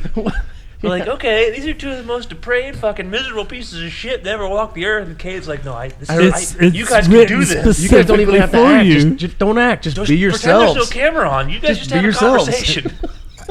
To go back to Fritz's point, I was basically telling him We're not the traumatized script about it all is these years so later. the script writer is so talented.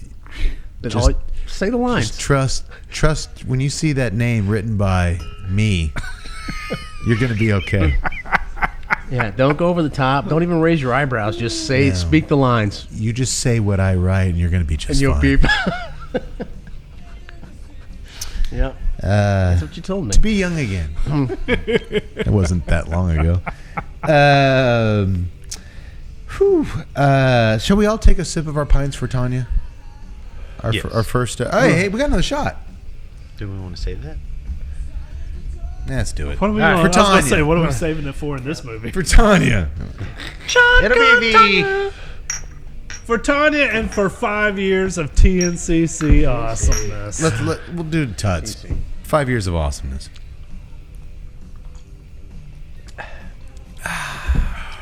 Oh. All right, that'll help us. Yeah, we go down. We're at halftime here. Rest Actually, a in little- peace, Tanya. Rest in peace, Tanya. Here you go. And that's a good way. That's a good way to kick off the farewell tour. That is a great way to kick off our farewell tour. Number one. She's our first casualty of the Basher, which is a horrible, not catchy nickname for this guy. Like, First of all, I'm surprised that she's the first casualty because he beat the crap out of that he's first going around one. just terrorizing chicks. And, Well, in that first one, the scene like goes away, cuts off to the city street, and you still hear the punches going on. Like it cuts down to the street, and you still hear. yeah, he's still done. But to be fair, her fake titties were enormous. She had a lot of padding.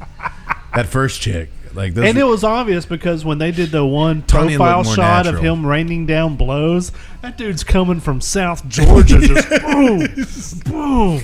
yeah. I'm the doctor here. I'll decide if her titties provided enough padding. I'm sorry, doctor. I didn't mean to step on your toes. We now get a lengthy montage set to a sorrowful saxophone tune Montage of Jones walking the downtown streets in silence, heartbroken.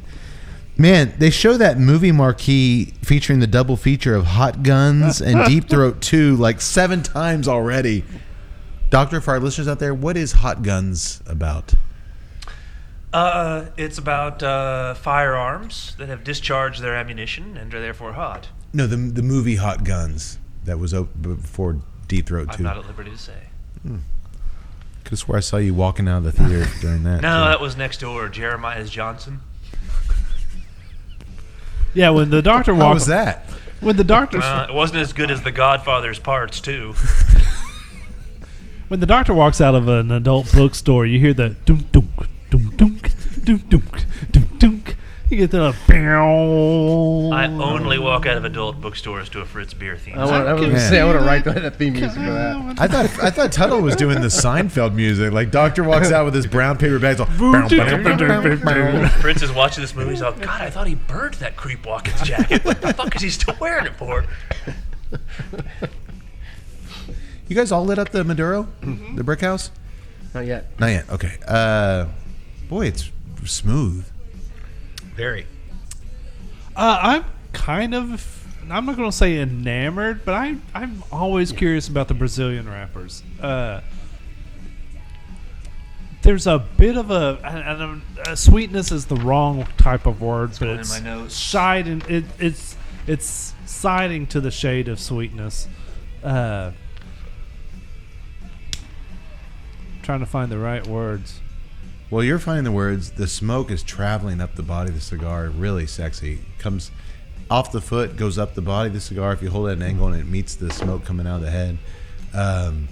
Really, really smooth draw. I'm getting some coffee on the pole, and I'm just getting a kind of a creaminess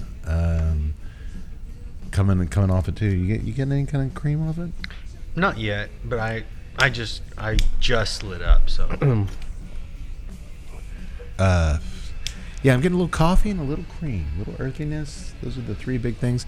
I'm not getting a lot of spice on the nose whatsoever. No, there's no none. spice. There's no spice. I think this might end up being the opposite of the first cigar. Maybe it's all in the palate and not too much showing up on the nose on this one. So far, I think you're right. Yeah. I do have one at the top. You said spice on the nose? No, No it's the spice. opposite of the first cigar. We're not getting any spice on the nose. We're getting all the flavors strictly off the draw. I'm getting a creamy coffee and some earthiness, but you guys light out. I'll come back to it. Tud, if you figure out what that flavor you're sensing is, let me know. We end that montage of him walking around sadly and join Jones and Billings in a bar as they're on their 7th round of shots, TNCC style. It wasn't supposed to go down like this. I wonder why we can't find any leads. Oh my God, we would make great cops. I'm the one who was supposed to end up dead. I'm a cop. You don't kill the cop's family, you kill the cop. Jones bellows to his partner in a gravelly voice. Once again, a screenplay that was not written at the UCLA Film School. She was the only blood relative I had. She was a rebel, and I was always getting her out of shit. He tells a story about the first year on the force when he roughed up a fellow cop who arrested Tanya. Apparently, he was arresting her for hooking, and she kicked him in the nuts. I hated what she did, Max, but I loved who she was. It's called resisting arrest. And more than anything Assault on a else, peace officer. more than anything else, I just wanted to be proud of her. Yes, but I question Jones What because a sweet performance there. Joaquin Phoenix couldn't have done that better. nobody could have done that. I mean, seriously, because it was terrible. I'll I was say, about to say it was the most horribly written thing I've ever heard. I'll say this. It begs the question: A, he's over there letting his sister be a hooker when he's a cop. Everybody apparently knows she's a hooker he's a cop. And literally 5 minutes ago, they were just letting the dude who was selling kiddie porn. They are terrible cops. My God, this is a terrible screenplay. And I'm sorry, I hate to speak ill of the deceased, And but this was one of the worst acting performances I've ever seen in my life. I'm going to say this. And I've seen myself. I've seen myself on film. I'll say this. Don't give yourself enough credit. In this I film, act a circle around this fool. in this genre, Your character you literally played a character named Fools. in this time and place, Thank you. there is something here about Chapin's erratic, uneven performance that fitting in this particular movie, I like. I missed that totally. No. Don't get me wrong. I'm not saying put this guy in a real movie. No, I I'm get saying it. in Shotgun, it works for me in a You're weird talking way. about the tall ginger guy, right? Yeah. Okay, so you're getting to the point where to me, he starts to actually make a comeback in this film. Oh God. I'm out. Fritz and I are in sync tonight. He's starting to make. He's going to make a comeback here in a minute, I think, because I thought he was terrible. I'm like, oh God. No, I'm like any the actors from the last movie that we did, the Predator knockoff, where they just screamed into the camera, did a lot better than this guy. If you put just a stale, non-interesting looking, just boring plank into this role, they did. You just described Shotgun Joe. no, I didn't. Give me that. There's more going on here. That beer. Is it- You trying to understand? Give me my medicine, you son of a bitch. You guys are planks. I think I'm with he's, Todd on this he's, one. he's, Robo he's, he's War- about to turn it around, I think. All right. Robo War had some performances. Well, Well, don't hang on. Don't skip the Well, scene. they're because- about to do that scene right there. They just needed to scream it. Ah! well, just as Jones says, "Bartender, another round," two ski mask wearing goons storm in the bar with shotguns to rob the place. They blast the bartender in his chest when he goes for his pistol, and then they turn their attention to Billings and Jones. "What's the matter with you two faggots? You want to end up like the bartender?" they asked the two detectives. No, they're not going out like that. Both the detectives reach into their jackets in unison, pull out their guns, and empty both clips into the robbers. No, wait. To be fair, they do announce themselves as police a split second before they squeeze off the first of 32 bullets. See, that was the turning point for me. Like, I liked that scene a lot when they went police, boom, boom. Yes, I'm but like, now- that's They got a great. rhythm. They That, got a rhythm I there. got that. That I had like a little. that. That had a little something to it. But I'm just saying that And that little look they gave each other? Yeah. I'm sorry. These two Chapin work is so good bad. together. He's so bad that I just couldn't get there to where I wanted to. Dude, when they appreciate- say, like with Fritz, man, when they like police. I love. I'm like, hang on, and that's when I stay with the movie. I'm like, hang on, I'll watch this out.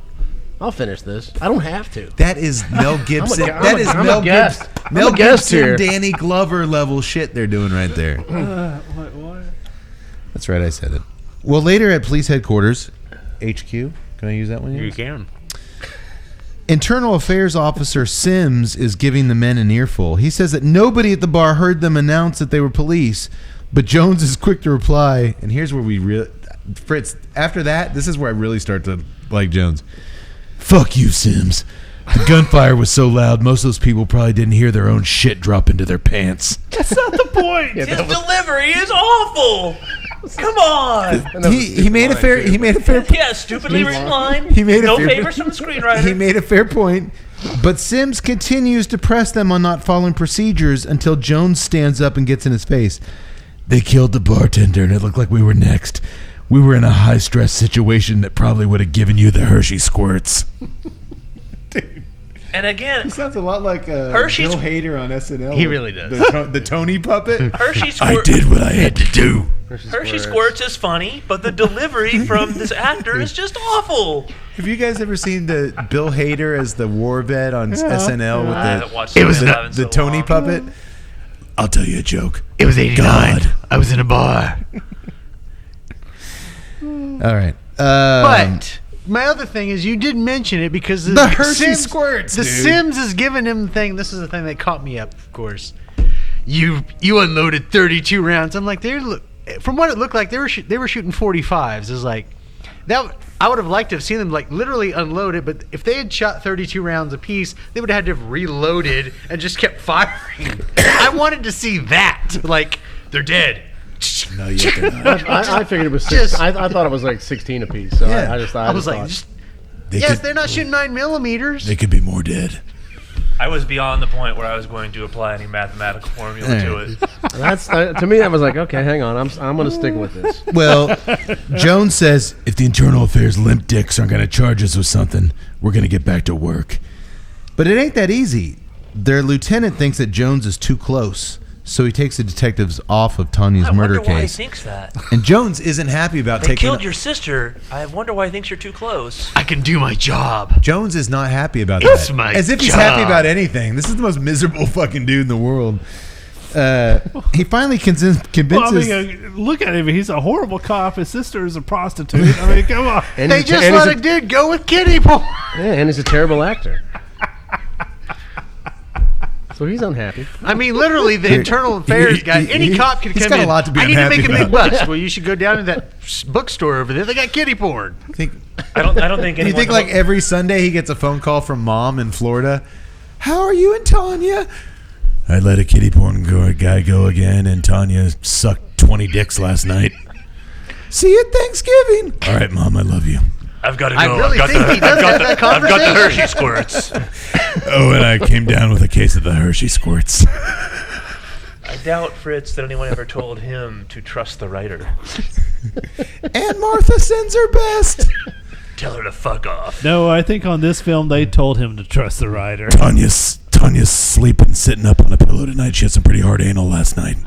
6 guys went on town on her. All right, we'll see you at Christmas. I love you, Mom. I wonder if he looked towards the director. They told him, what's my "Man, motivation?" Look, this script sucks. You got to go over the top. You got to go wide-eyed over the top. But I can't. Every scene. Well, look, Jones finally convinces their boss to let You him. got nothing. Do that stare. Yeah, the script's terrible. He finally convinces the boss to let him stay on the case. Jones promises they'll do everything by the book. But they're both warned if they fuck this up, they'll be demoted to walking the beat in the shittiest part of town. Which, from what we've seen, every part of town's the shittiest part of town. They weren't. I'm gonna Wait, they were just hanging out with kitty porn, dude? That's not a shitty part of town? No, they're showing Deep Throat 3 on the other side of town, the new one. He gives them the threat. What's that I'm going to again? find the shittiest part of town, and I'm going to stick you there. I think they should have just looked at each other like, what? Oh, that's Wait, where where- they're showing Hot Guns 4. This That's is where the place where doctor the Tuesday Night is. Cigar Club doctor, because he's beyond the green door. Don't send us there.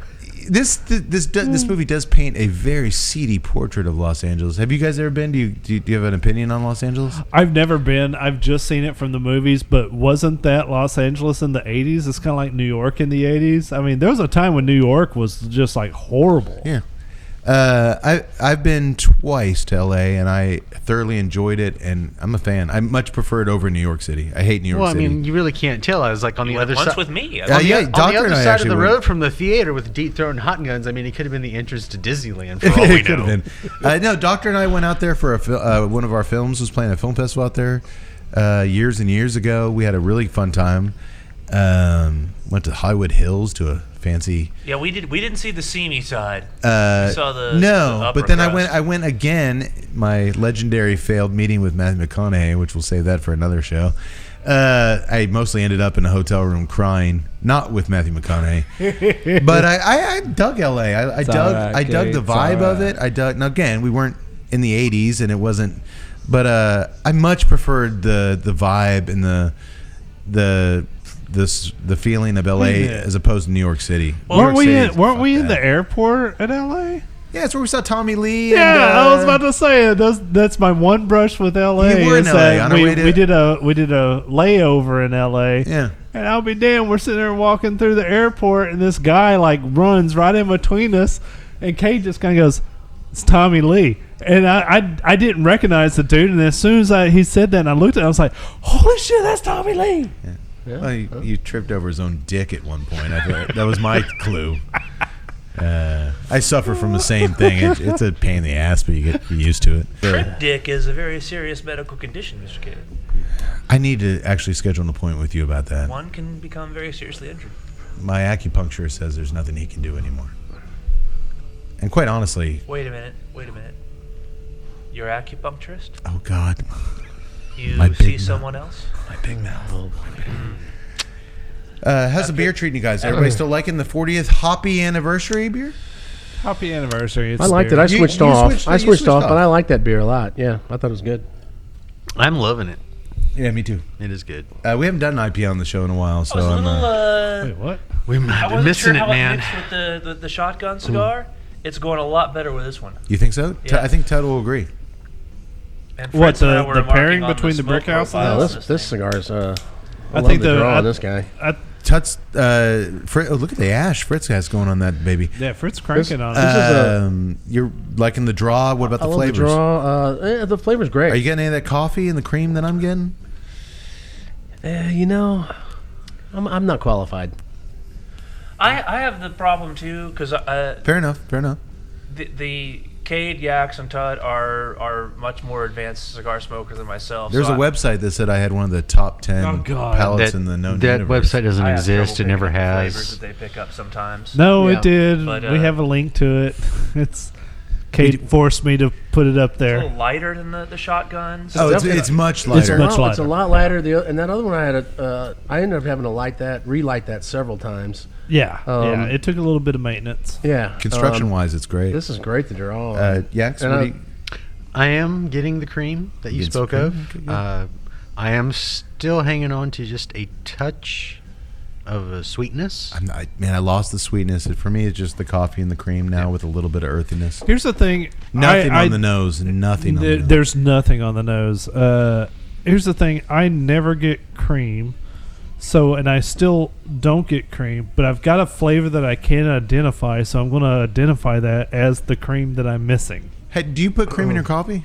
Never. Ever? Have Ever. you ever? oh yeah. See, there I you might go. not know what There you cream go. tastes like. You might not know There you what go, coffee that might with be cream it. tastes like. Yeah, because It's I heavenly. never do. It's the way you're supposed to drink coffee. That's the way my notes, wife I drinks am it. getting the cream you spoke of.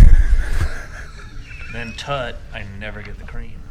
You Oh should wait, I already really. wrote down Tut is you should curious really- about Brazilian rappers. You should really try it. It's a really wonderful way to drink coffee. I don't use wrappers. Tut's a real man. He puts whiskey in his coffee. Irish style. Real quick, folks, we have breaking news. Yak Boy has just informed me that the actor playing Ian Jones, Yes. Shotgun Jones, you've actually seen him before. Yes, I am a lover of just horrible fantasy movies. There was You are the equivalent to what the Doctor and I are horrible horror movies. You Oh, yeah. watch all the bad fantasy movies. if it's sword and sorcery, I don't care what if a year guy it has a was sword, made. you've seen it. I actually leaned on the axe, and I'm like, all right, give me some sword Where stuff. has Shotgun Jones appeared in another he film? was like Castle Guard #2 in Wizards of the Demon Sword, which also had a very wonderful Michael Berryman from Hills Have Eyes, Hills Have Eyes, yeah. as well as Weird Science. Yeah. Did I just catch Cade saying, if a guy has a sword, you've seen it? Yes. I'd take umbrage with that if I were you, Yax. Well, you were looking at that kitty porn. You forget I'm looking at your sword, and I'll forget all about the kitty porn. But you throw out that kitty porn, or I'll be back, maybe. 5 minutes later, Jones is out back digging the kitty porn out of the trash. Where did it go? That night, Jones and Billings returned to the lame-ass dance club where Tanya was last seen with Rocker. It even has the exact same lame-ass music, the same lame-ass dancers, because I noticed one of them had the same sweater on. They filmed all that shit. It was the same night. No, they filmed it all in the Yes, same but night. they changed his coat. He is now wearing like the coat from literally like Tom Cruise in Interview from the Vampire. No, but listen. Everyone on just that looks dance so floor fluffy. was the same people dancing the night. They clearly had access to this club for one night, and they filmed all this shit in one night. The same dweeb in a checkerboard sweater was dancing to that A's music. I'm like, oh, they just fucking. Do you think maybe the name of the club might be Purgatory? These people just dance to the same stupid music for the rest of their lives, and they never get to escape. This movie is pretty much like Purgatory. You can never leave, Tut. You just keep dancing. Keep dancing.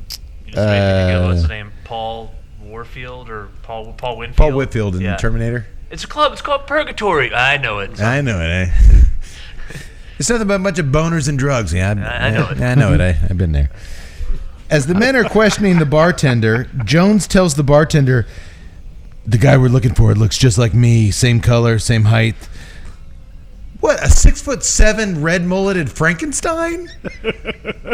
Oh yeah, I He says remember. that to everybody. He said to the clerk in the hotel too. He looks just like me. Same coloring. Really? 9 feet tall? Just a total abomination? Like, Terrible delivery of his lines. if you were the basher, if Jones was I've the seen him. basher, yeah, I can know. describe I know. this guy.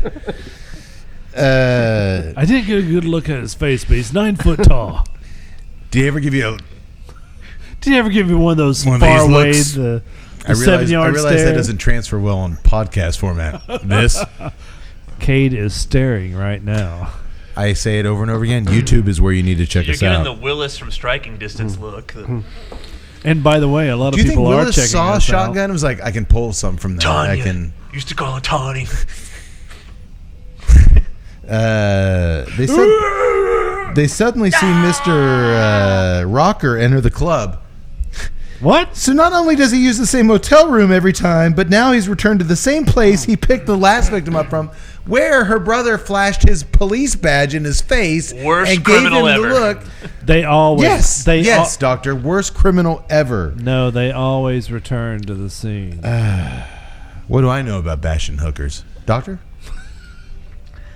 No, I meant, do you need another drink? Not that you. Yeah, sure. Not that you've bashed dog. No, we'll bashed have, I'm hookers. not a basher. No, let's have another beer, yeah. He's a lover, not a anniversary beer? basher. I'm enjoying those. Okay. Get you one here in a sec. Yeah. Billings flashes his badge at Rocker. Promises do not fill my hand, Mr. Cage. And the big guy immediately punches Billings in the gut. So he punches Billings in the gut, runs, and then some poor bastard gets in his way and he tosses him off the balcony. Swamp toss. He does do a swamp toss right off the Shotgun balcony. toss. And the guy does a classic Robo War. Shotgun toss. Shotgun. Shotgun. But then he runs straight to the barrel of Jones's gun. You have the right to remain silent, and sweet Jesus, you better use it. Okay. Yeah. I'm not. Warming up to Jones. Me and Fritz are right. I'm not on board with Jones, but this is one of the few lines that made me actually look back at the screen, and it was like, all right, you got something there, kid. Yeah, but in the next scene, Got they're nothing. It's terrible. he just tells him What you are you better planning? use it. Come on, man. He's got that gun. He's got the double fist clutch. It's like, you have the right to remain silent. And sweet Jesus, you better use it. Jesus. Yes, but in the next scene, he's got him in the interrogation room. Start talking. Oh, that was one of That my worked. that was my favorite lines. When he grabs the guy. We're not there yet. We cut to police headquarters, HQ, where Rocker is appearing in a lineup with 3 other white dudes wearing sport coats. Basher victims Rhonda and Sherry tell the detectives that Rocker is the one who picked them up, but not the one who bashed them. They take Rocker aside for questioning in the interrogation room. At the very least, they feel like they've got enough to nail him for accessory to murder, but he ain't cooperating. Talk to me, you son of a bitch. Jones snaps at Rocker as he grabs and twists his necktie. Billings gets Jones to calm down just as Rocker's lawyer, Mr. Fletcher Rivington. All right, come on, dude. That was terrible delivery. As soon as he grabbed, talk to me, you son of a bitch. That was horrible. Yeah, that's bad. It's bad. It's bad. All right. I'll give you 1 point to you guys. Mr. Fletcher Rivington walks in the room with the release papers for his client. The lieutenant orders his men to let Rocker go when Rivington starts threatening the entire department with a lawsuit. Once they're gone, a very Lethal Weapon-esque saxophone starts to play. No, this is the sad one. And Billings invites Jones over to his house for dinner. They're leaning literally on their desk back to back. Like if Yak Boy and I pressed our backs together, they're on their desk pressing their backs together. He invites them over to dinner at his house so they can have one too many beers and try to figure out why the whole damn system is falling apart. You don't have that many beers, Jones says. Okay, then you bring the beers. You're on, partner. Yeah, okay. I was wondering what he said there. I couldn't make that out. Later that evening at the Billings household, his lovely wife Janice is so happy to see Jones that she shit cans the meatloaf she had planned for dinner and tosses some steaks at her husband to grill up for them and their guest. She's really got a soft spot for old Jonesy. She likes Jonesy. I'll follow up on your joke there. Mrs. Murtaugh, you mean? It is Mrs. Murtaugh, who loved Riggs. After dinner, actually, Murtaugh's daughter loved Riggs, too. Mel Gibson was boning Murtaugh's whole family, wasn't he? Yeah, it was. Boomerangs. Bloomin' Onion. Crocodile. Foster's Beer. Too old for this shit. After dinner, these dudes really live up to their word. Unlike most movies we watch where they're like, let's get drunk tonight. These guys actually live up to it. We join them on their couch, and in front of them is a sea of beers. It looks like when we hang out. Yeah. There's like a case of empty bottles. I know, There's like a whiskey giggling bottle. and giddy and They actually said we're going to get drunk, and they actually get drunk. I appreciate that. They're giggling like a bunch of schoolgirls.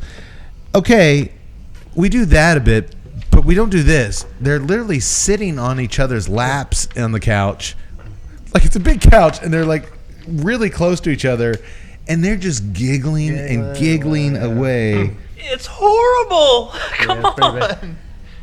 I'm sorry, but did y'all not find these two acting talents aside kind of endearing in their relationship and in their own special way? Hold on. Quote fingers. Special way? They really seem to have a chemistry together, no? I'm sorry. I thought Fritz Beer and John Mincy had chemistry together in a Matt Cade film once upon a time, and these dudes. They Hey, just go do to not cut the that Tuesday Night Cigar Club YouTube channel, watch Underbelly, and you can see these two gentlemen act their asses off because they did the right thing and they trusted their writer. They kind of went off book a little bit and decided to go their own way, and I think that's what made it. But anyway, that was chemistry. Well, That was chemistry. Well, these guys are stupid drunk, and when Jones slurs something about going to pay Mr. Rivington a visit at his office, Billings gets him to forget that crazy notion. You need another beer. All right. That solves all problems. Beer solves everything. Does it not, Doctor? That is correct. It does. What does Homer Simpson say about beer solving problems? Well, and you actually bought me a hat with us on it once, and I Did still I? have. Yeah, you bought me a hat with us, a ball cap with this saying on it, and it actually is a true medical axiom, and a line that everyone can believe in. To alcohol, the cause of and solution to all of life's problems. I'm in. That's wise words. To alcohol. To alcohol. To alcohol. The cause of and solution to all of life's problems. I love alcohol. How about you guys? That's all right. I would give you 2 thumbs up if my hands were full of alcohol. I learned a lot. Turn that into your professor. But get this. In the light of day the next morning, Jones does exactly that. He goes to Rivington's office. That's not TNCC style. I don't remember any of the drunken, brilliant ideas I have the night before. He actually he gets up like before noon, which we never do. Then he's like, oh, I had a good idea last night. And he executes Pursue it. it, yeah. That's not us. No, usually we have to get drunk 3 months later and then Oh my kind of God. remember a little bit of it. If I had a nickel for every time after a podcast, you guys were like, hey, remember that thing you were talking about after the show ended? We stayed up till 5 a.m. and you... Oh, yeah, I remember. Did you ever do that? That was such a good idea. What'd you do about that? What idea? What the hell are you talking about? We had I an entire should- conversation for 2 hours. Shut up. Hey, we're not Shotgun Jones. Maybe I should listen Shotgun Joe. Shotgun. Jones slams Rivington up against the wall of his office and warns him that if Rocker fucks up again, he won't get a second chance. And when the lawyer demands that Jones stop threatening him, the detective says, kiss my ass, and knees him right in the balls. He does indeed. That's not going to settle well with internal affairs, is it, Tut? this. No. Is it sad that I equate internal affairs in our world with Tut? Like, if we do something wrong, I'm like, he's going to find out. Like, if I do something bad, I'm like, this is going to get back to Tut somehow. It's accurate. He's kind of our internal affairs guy. You're the Sims of our... Well, the problem is I log everything, but I don't really do anything about it. I'm just like, okay. No, I never fear... But it is on file, though. it is on file, but... It's on file. there's- I mean, there will be a conversation in 2 years where I bring it up. he puts it in the archives. Have you finished building those archives yet? I have. Where are they? They're in archives. They're in the archives are in archives. They're there. They're not on he, premise. 'cause he you had to build doesn't a have to sprinkler build archives. Right. See, He's got it all down. Man knows. When it comes to your transgressions, I have it all up here. Still, as Rivington crumples down to the floor in pain, wasn't it nice to see him get a taste of his own medicine for once? He's always beating up these chicks. He's got his nuts need. Probably kind of liked it. I'm surprised he didn't grab that whip and start showing Or just himself with it. like peels on his Kick me mask, again. like, oh yeah, Kick me again, Sergeant Jones.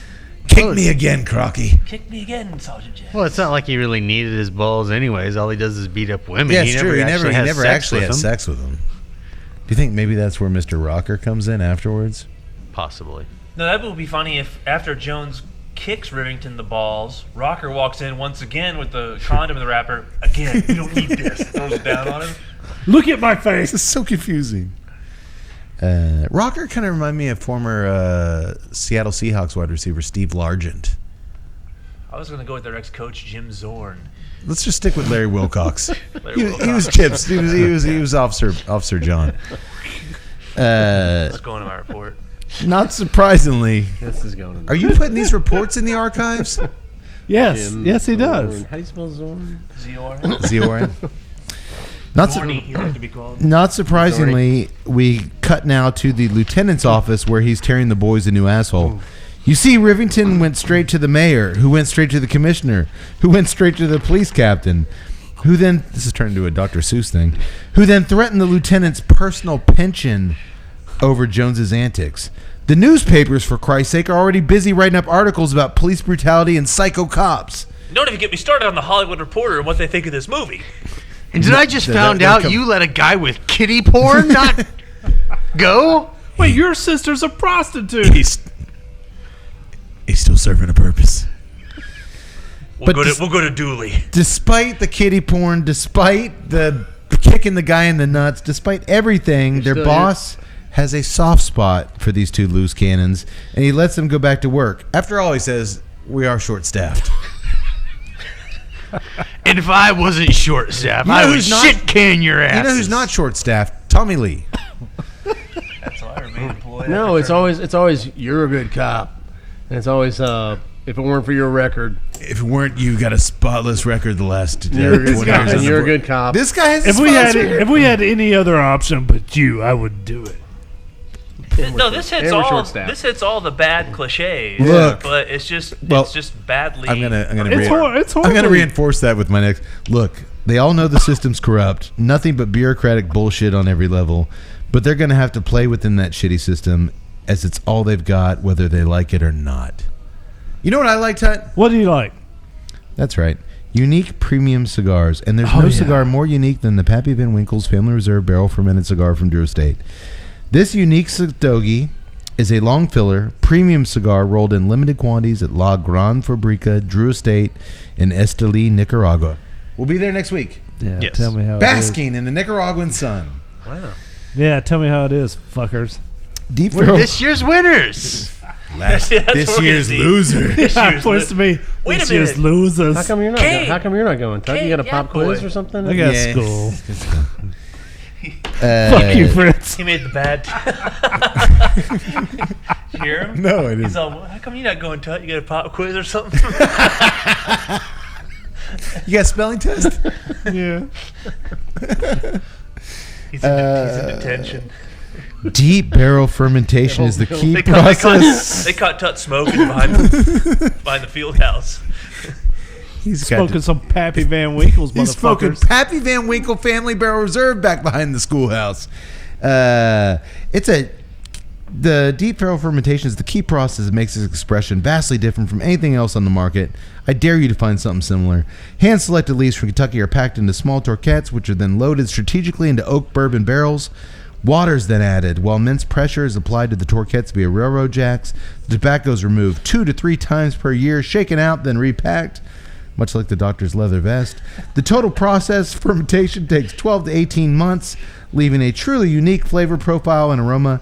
The Pappy Van Winkle's Family Reserve Barrel Fermented is now available at every brick and mortar True Diplomat retailer everywhere. Go give them a try.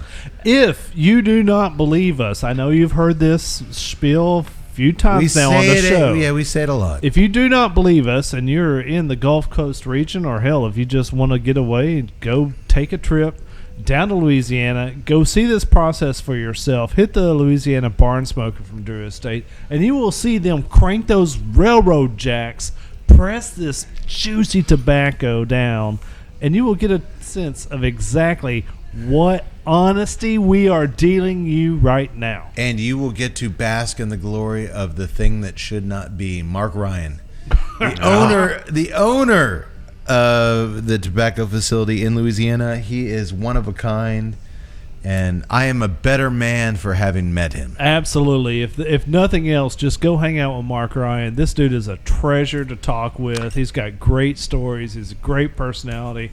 Always has time to answer questions. Always has time to tell you a story. And only you will love it. And only the president of Drew Estate, Jonathan Drew, could look a man in the eye and say, "You are the thing that should not be, and it's a compliment." I still had a premonition there. That's a Metallica song. It's an early Metallica Metallica song. But when he called Mark Ryan the thing that should not be, I laughed so hard, and I was the only one among 700 people under that tent laughing. But it fit, and Mark took it as the compliment that he should have. He should have. And it was a magical I still have a moment. premonition of something Yax just said. After we don't see or hear from you guys for 3 weeks, and Tut and Fritz and I call the... You think we're getting lured into some kind of hunting game? We call where the they hunt American us? Embassy in Nicaragua, and I do my Maria Conchita Alonso voice. Cade, Yak Boy, this year's winners. And they send the pictures of you two, and they're like, no, this year's losers. They show the two of you getting burned at the stake. This cigar safari, the hunt is on. I will say, running our asses I off. will say this. I mean, Iced tea's running behind you. First of all, look at you guys. If you look at our early clips from like when we first started, this is 5 years from when we first started. Uh-huh. You guys have done an amazing job of getting into shape and just kicking ass in the gym. But even after all this fucking work in the gym, if they're hiring you guys for the hunting game, we're still kind of beefy. I mean, no, you're TNCC guys. Just all right. Where's the beer? Yeah, that's where they're going to be. I'm thinking we would be the easy targets before they like some of the other skinny podcasters will. I'm still the prize targets. I'm still seeing Yaks tying on his sneakers and the old joke. I mean, Cade's like, where are we going? All I got to do is outrun you. See, the problem is they're going to be out there driving their little ATVs out in the jungle when they should have looked right behind them because we would have circled right back around to the bar. Sorry, Cade. Those guys, they're looking for guys in camo. I'm over here with pina coladas. You're going to be out there with the pina coladas, and all of a sudden you're going to see Tut. I thought you were in school. We'll carry on the podcast. Do you think they're in the tobacco fields? Do you think they're down the coastline? They're right there drinking rum at the bar. All right, guys, you have to leave. Like on your mark, it said go. I'm not going anywhere. You just shoot me here. I don't. No, it's like when Is there a bar in the forest? Because I'll run to that. But The good rum's out in the forest. Oh shit! Let's go. Yeah, let's let's go. do this. That's when Tut and Fritz and I show up in our sleeveless vests with the shark tooth necklace, looking for Matthew Cade. We have no Senor Cade. He's a big beefy guy, about my height. Same color. Look, unless same coloring, yeah. He said Same that coloring. too. At one point, he's like, about my height, same coloring. Same coloring. Same white guy. Unless there's a little predator voice, there's rum over here. Oh, yeah. It's over there. It's rum. I've chosen to forgo the vaccination route. I will just drink rum constantly while I'm there, and that will protect me from anything that happens. Sounds right. Take that, typhoid. This will be my last episode of the 2 Cents Cigar Club podcast. Okay. Real quick, about halfway through the Brick House, just a smooth Maduro cigar. I'm liking it. Not at all full strength, full body. I'm finding it, mild to medium on strength. Medium body with just some really nice coffee cream, a little bit of Nicaraguan earth, zero fucking retrohale, which is rare these days. I'm not getting anything on the nose, but I'm really enjoying it. The construction's been great. Tut? Yeah, I'm definitely agreeing with you. There's not a lot there on the retro. The palate's definitely got some flavors. I'm going to guess that's cream. I've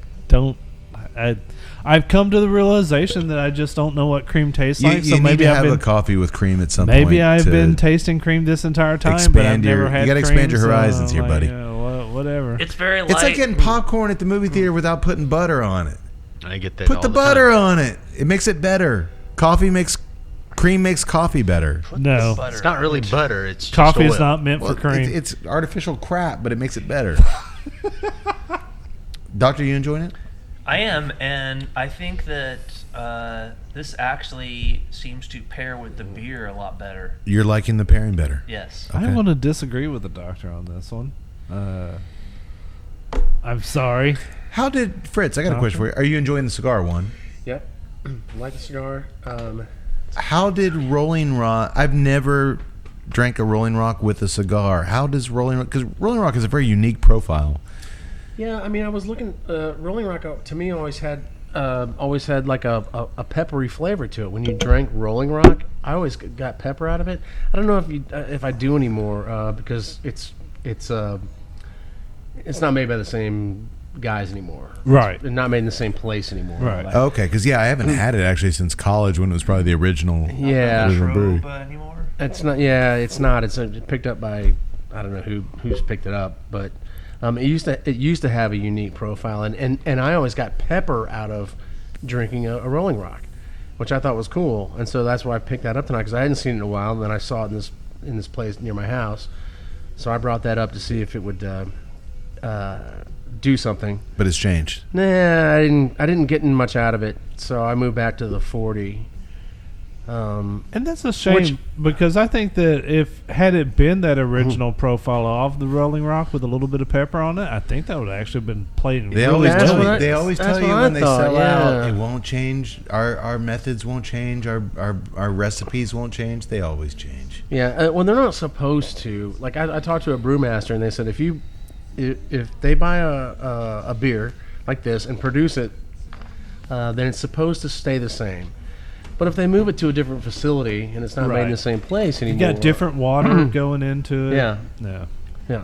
I mean, Well, that look, could be a big something as simple as that could make a big difference. No, that's one of the things that two deals, and I'm not going to trash on them, but Go two different breweries that I've visited, two different craft breweries.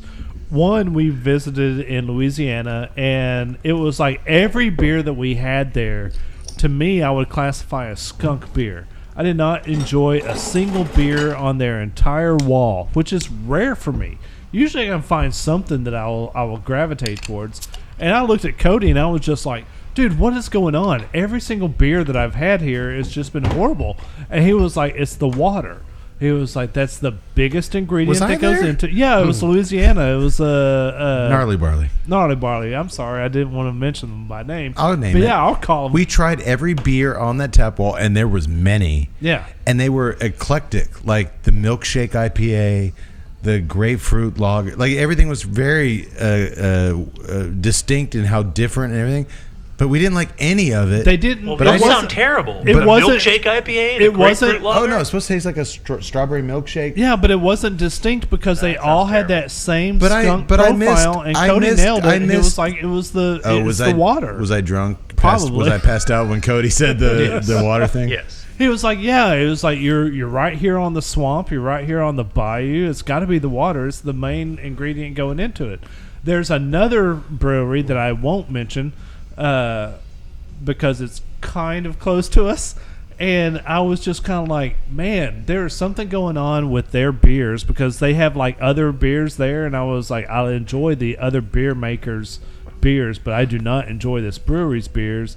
But then I overheard a waitress. There was a biker there, like a bicyclist, not a biker, but a bicyclist. Unicyclist? And she was like, yeah, I will have a water. And she was like, yeah, you need to have the bottled water because our water system here is sucks, horrible. yeah. And it made me think about that. And I'm like, well, dude, if that water is going into their beer, that's probably what I'm tasting. Mm-hmm. Yeah. Well, I mean, look, I used to be a Bush aficionado. I lived. Whoa! I mean, Bush beer. Bush beer. Okay. Yeah, Bush beer. What?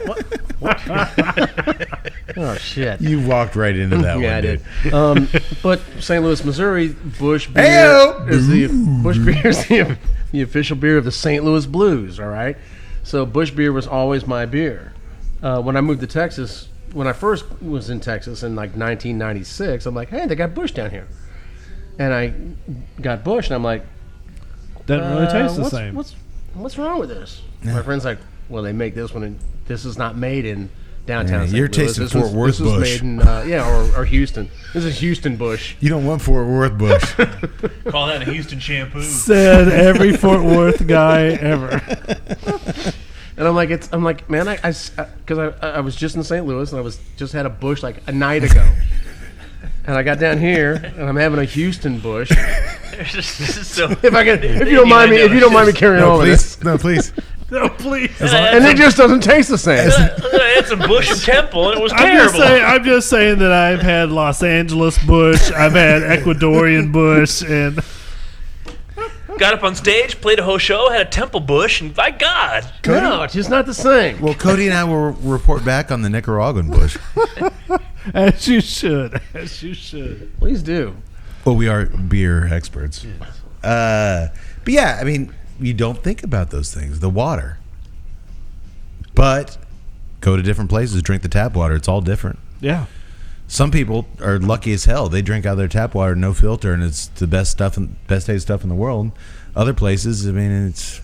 I think the gist of it is the bush is different depending on your geography. Yes, It's totally different. Yeah. and don't drink. Don't. The lay of the land. Perhaps don't frequent any craft breweries in the Flint, Michigan area. I think that'd be a safe bet. There's says the guy who's about to fly to Central There's some America. There's some listener up in Flint. I'm sorry, dude, but he's going. You, that smart. it's like you damn fuckers. We got great bush up here. Great bush up Tasting here. the bush in Nicaragua, are you, Cade? You never were that We're smart. gonna get so many emails. You know what? Fritz is You so never off were on this that bush. smart. I got I a don't know why big. you guys keep bringing him in. I got a big bone to pick with Fritz on this bush thing. Yeah, he needs to be banned from the show. Fort Worth bush is just fine. I don't know about all that. It's no flower moon bush. Hey, Flower Mound Bush is classy. That's premium bush. Actually, it is. It's not like Louisville bush. No, Yeah, I moved Louisville up in the bush world. is B grade bush at best. That's why I moved to Flower Mound. The next morning, Billings and Jones are involved in a drug bust, which involves Jones underneath a tarp where clearly he's 10 feet tall and peeking out of this thing. Anybody could see him, but these drug dealers are just doing a deal right next to him. They don't know. Let's do a drug deal. What about that Sasquatch laying under the tarp? I had to worry about it. And Just some when, homeless guy. and when one of the perps, yeah, it's perps. Yeah, that's correct. Did I use that right? You did. Fuck yeah. One of the perps says, "Aren't you the cop whose sister was a hooker?" Jones pistol whips him and tells him to open his mouth so he can blow his scum-sucking brains out. Billings finally talks him down, but when they drag the criminals into HQ for bookings, slimy internal affairs agent Sims is waiting with a grin on his face. Uh-oh. That perp that Jones threatened was actually an undercover internal affairs agent. It was a setup all along to get Jones.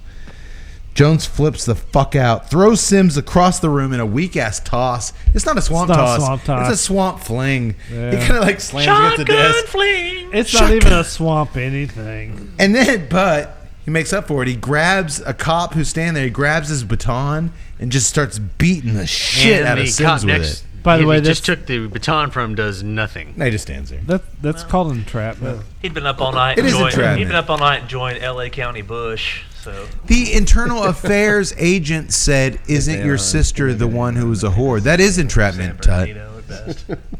That's a good point. The cop said, "It wasn't your sister a whore?" That's entrapment. Yeah. They knew that would spark a fire inside Shotgun Jones. Well, not only that, they staged the whole drug deal just to get Shotgun Jones to do that. That's entrapment. I agree. That's why they ignored Shaquille O'Neal under the tarp. That's exactly why they ignored it. They knew it was Shaquille O'Neal under the tarp. Remember in Rob Zombie's Halloween 2 when Michael Myers, who was like 9 feet tall and had the big Michael Myers long-haired wig, was just roaming around neighborhoods like digging through garbage, and like they thought he was just a weird He's just a homeless guy. Doesn't look Sasquatch anything. homeless guy. That's our hero here.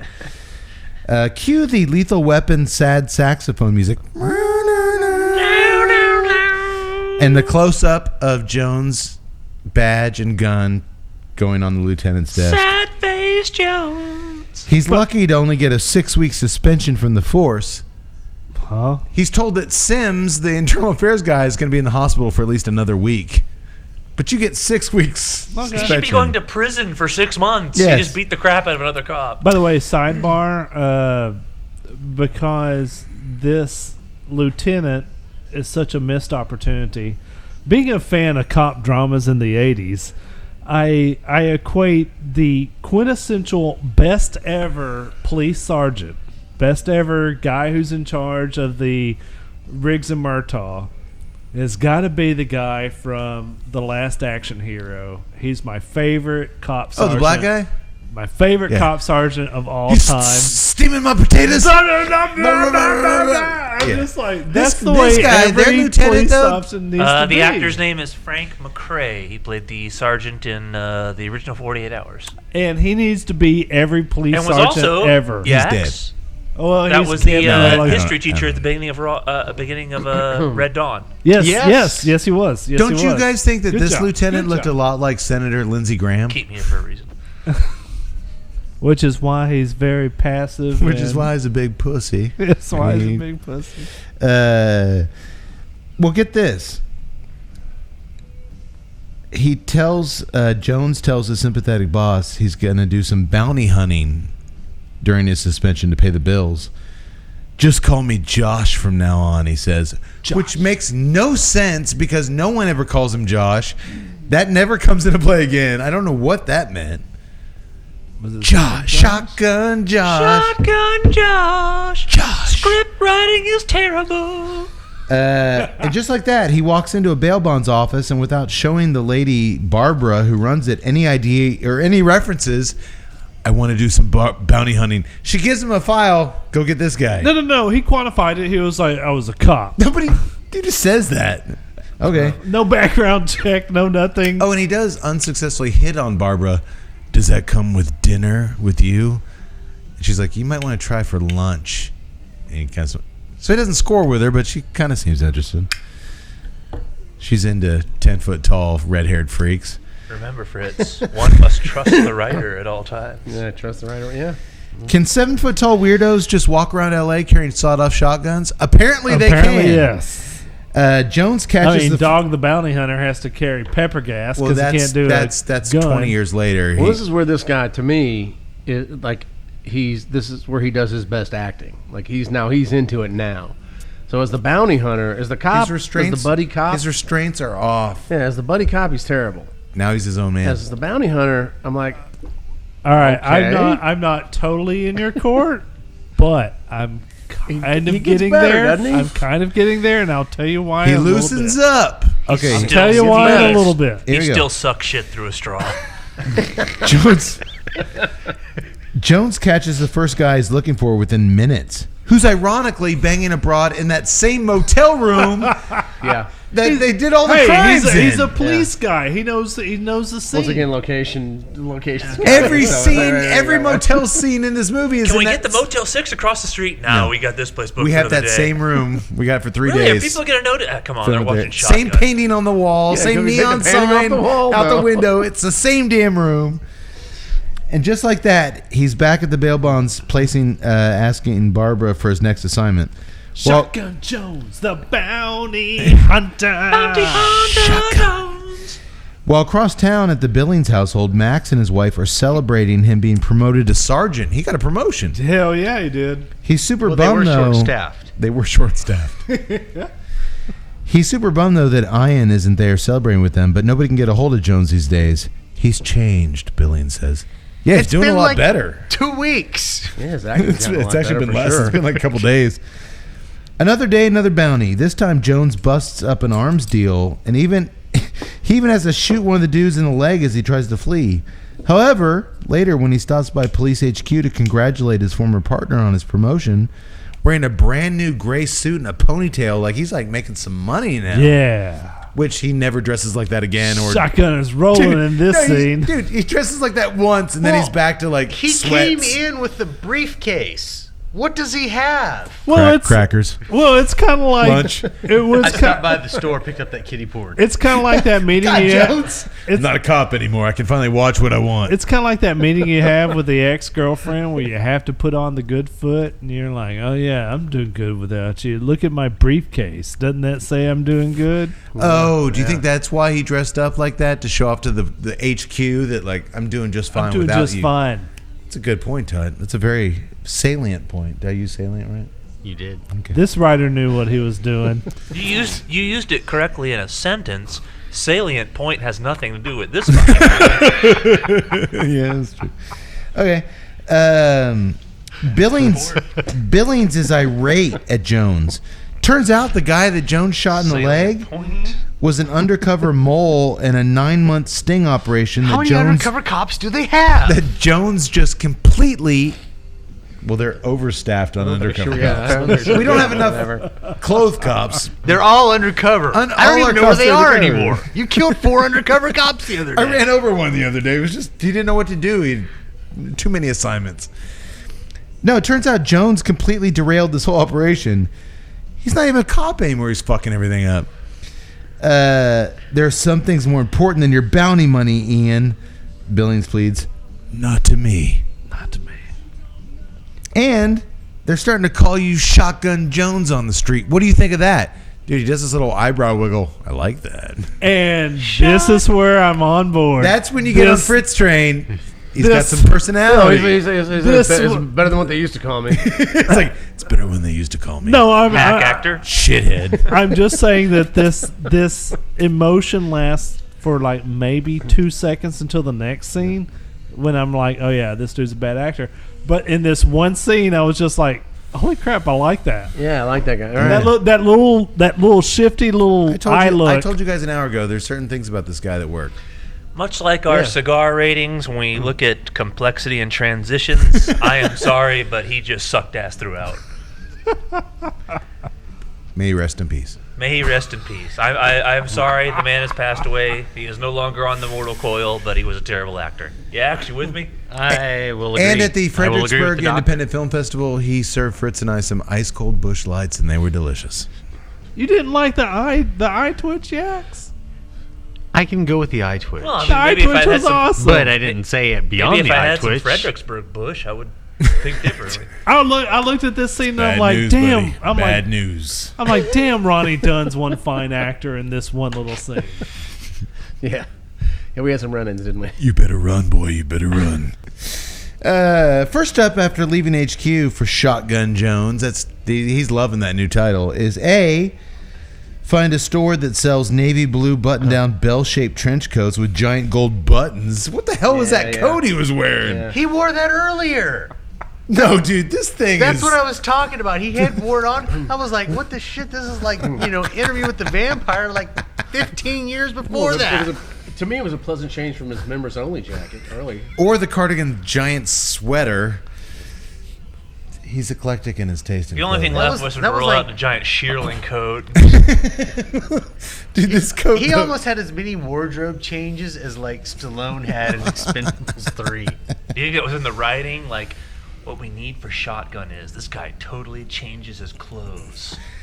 This is what's going to bring the fans. This is what's going to start But because franchise. it's Shotgun, they're like, all right, we got a new scene. What's the lighting guy? What are you wearing? I got this sweater on. I give it to Shotgun. Give it a Shotgun. This will be in Shotgun But I'm 2. 400. But I'm 400 pounds. It'll be baggy on him, but it'll This work. will be in Shotgun 2, the Jonesening. So he's got to get that jacket, and B, he's got to capture the bounty on a fugitive car thief named Johnson Coolidge. When the black guy with the long ponytail. 5 years we've been doing this. I don't think we've ever seen a black guy with a long ass What ponytail. now there's something for the movie. The screenwriter Johnson Coolidge. There's a fucking name. No, Coolidge Johnson. No, Johnson Coolidge. You're right. Yeah, Tut's heard it both ways. Well, hey, this guy takes off running the minute he sees Shotgun Jones. So Shotgun Jones would pulls. any person with brain cells? If you see this 9-foot crazy dude walking towards you, you're innocent. I'm just selling Girl Scout. Oh, Jesus Christ. Dude, Shotgun Jones pulls out a shotgun and shoots the dude right in the ass. Oh, yeah. Blows his butt cheeks completely apart. I kind of like Best part of the movie is the dance that guy does. He's jumping in the fucking ass. He's jumping around holding his bloody butt cheeks. I just wanted a can of Desert Valley Bush. Luckily for him, Shotgun Jones is using rock salt in his shotgun. Which is like even worse.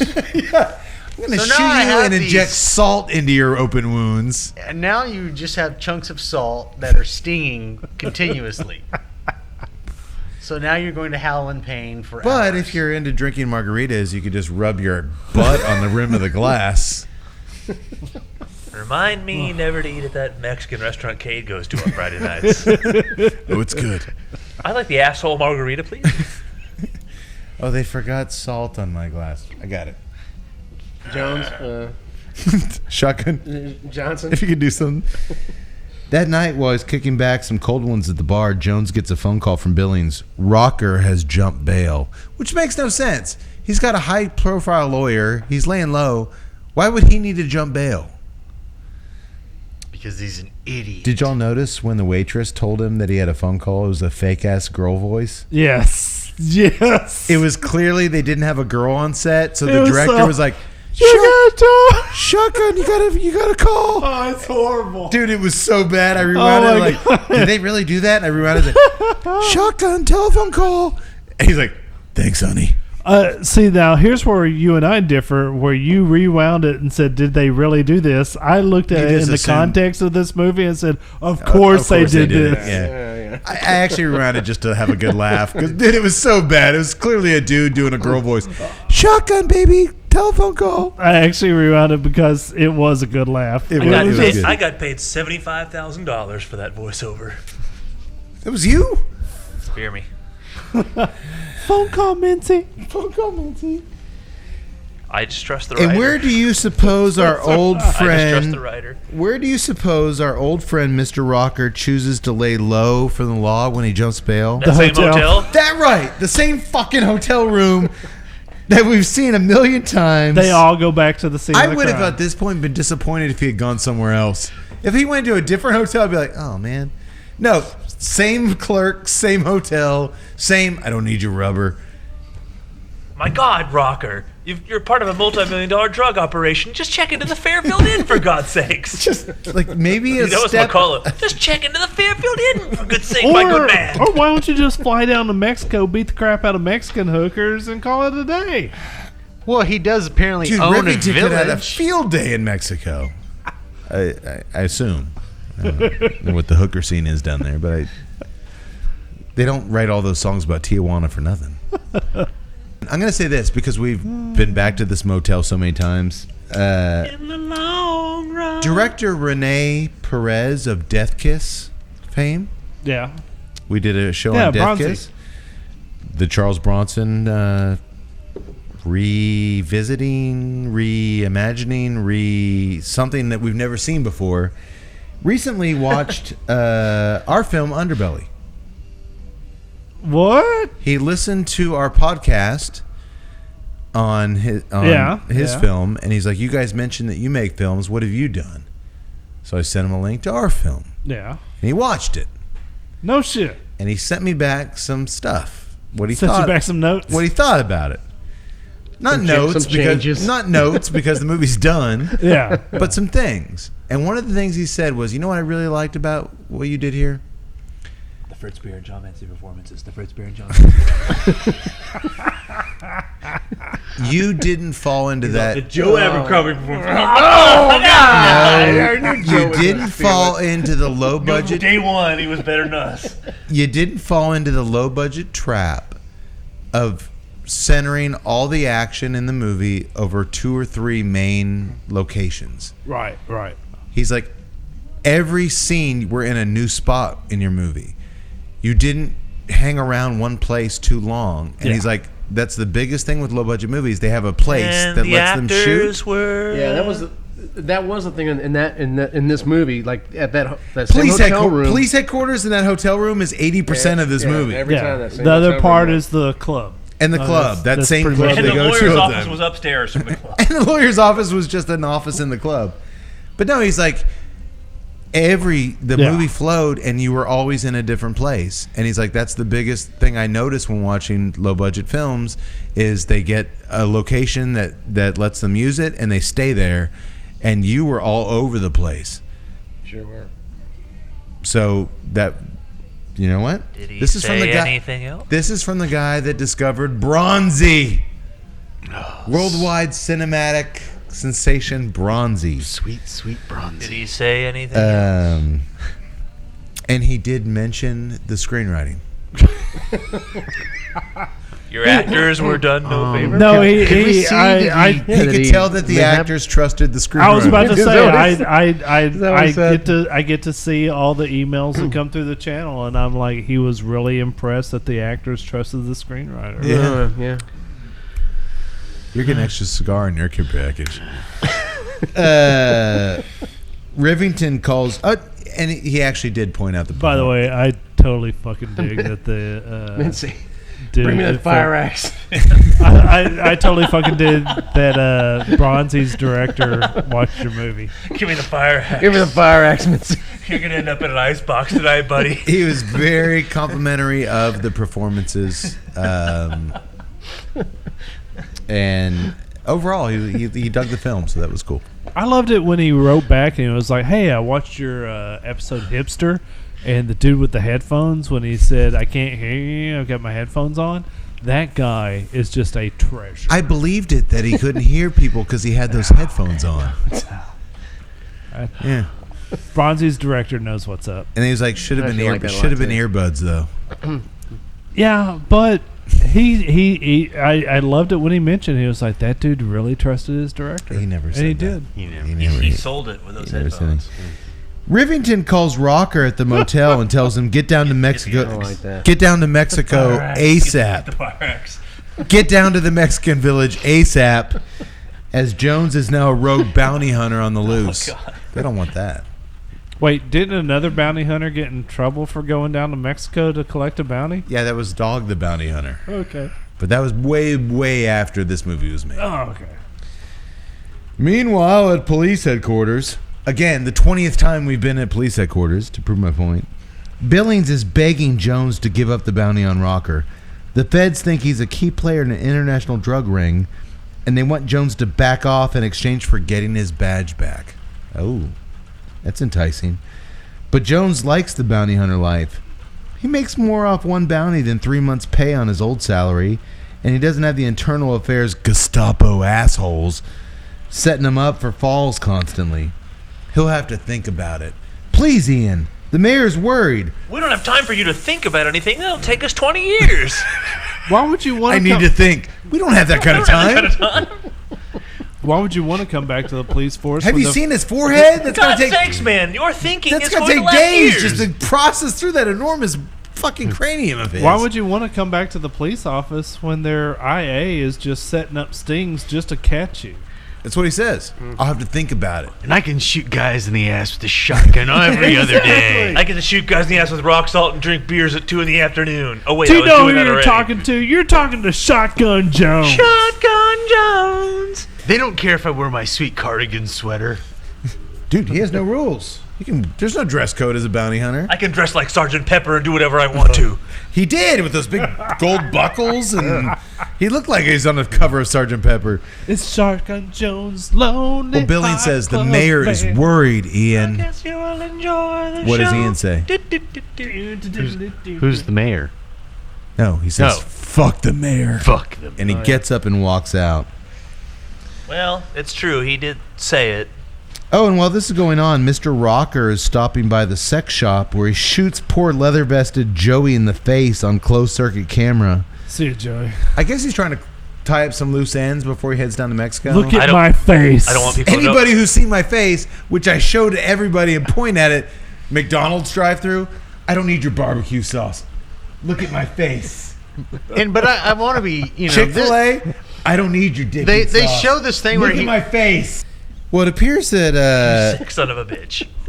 he is tying up some loose ends, as that night Rocker calls Jones from the motel room he's still staying at to tell him, you're a dead man. If only they would have staked out this hotel room. You think? Maybe put Trace on the phone, maybe tied some things together. We don't take his condoms and we don't trace his phone. So the next morning, Jones goes to see his old partner for help. They put a hit on me. Dude, so much for tough guy Shotgun Jones. They put a hit on me. I need your help. Pussy He's Jones. Pussy Jones. He's scared shitless. I want witness protection. I want 24-hour security around me. I don't know why it sounded like Alex Jones. I need 24 hours security around me.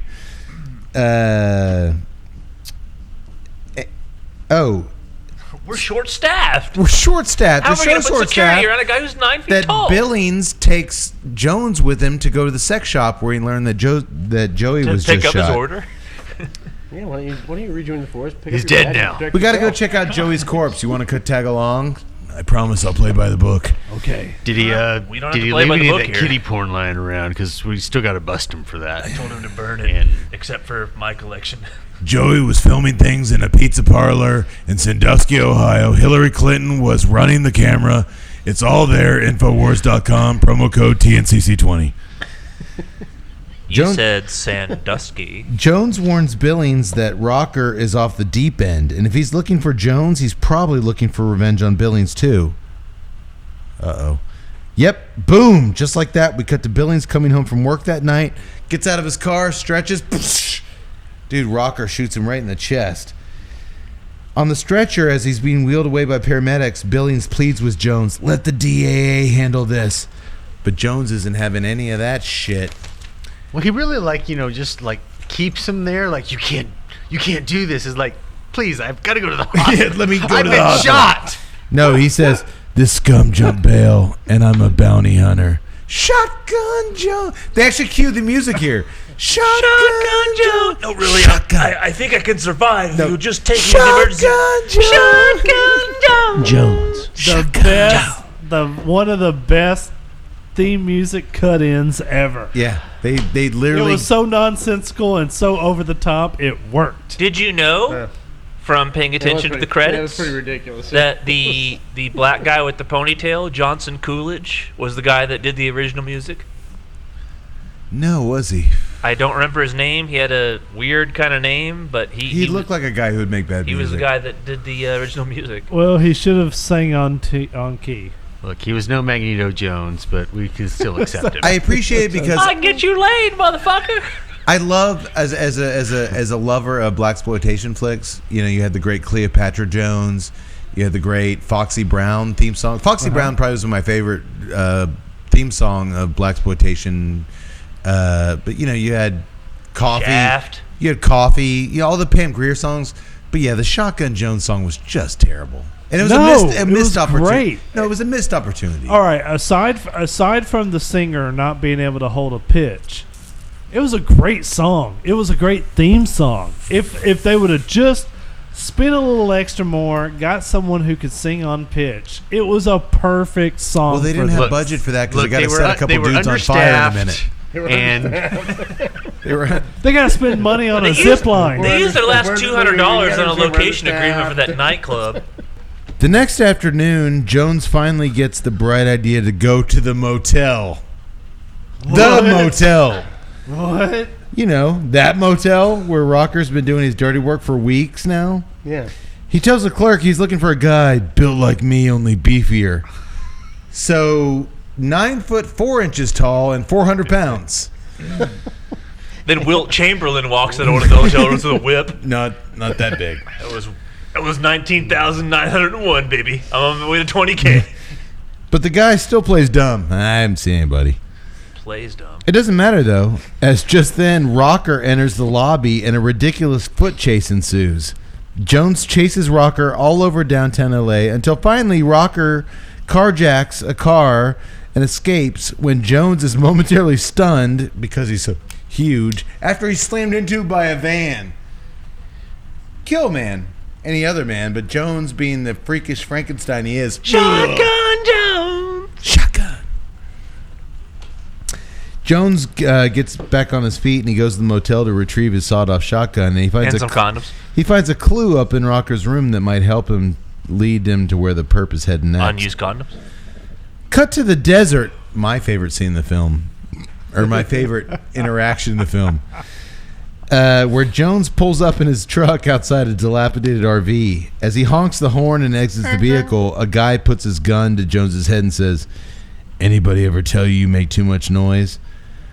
Only faggots, pimps, and bad-tempered hermits. Or bad-tempered desert hermits." Best line of the movie. Again, And if that's the what- delivery and had then- been any good at all. From him or me? No, your delivery was great. Oh, okay. The actor, I'm sorry, Mr. Chapin, I hope you rest in peace. Hey, he just sucked. Dude, here's my thing. Come on. Here's my Back thing. me up here, brother. I agree. About a year ago, we started because Facebook and Google were all cracking down on anything tobacco related. We had a very I serious. thought you were going to say they're cracking down on us. They are. They are. We had a very serious discussion about renaming the podcast because the fact we have cigar in our name is limiting us on a bunch of different levels from getting out there to people.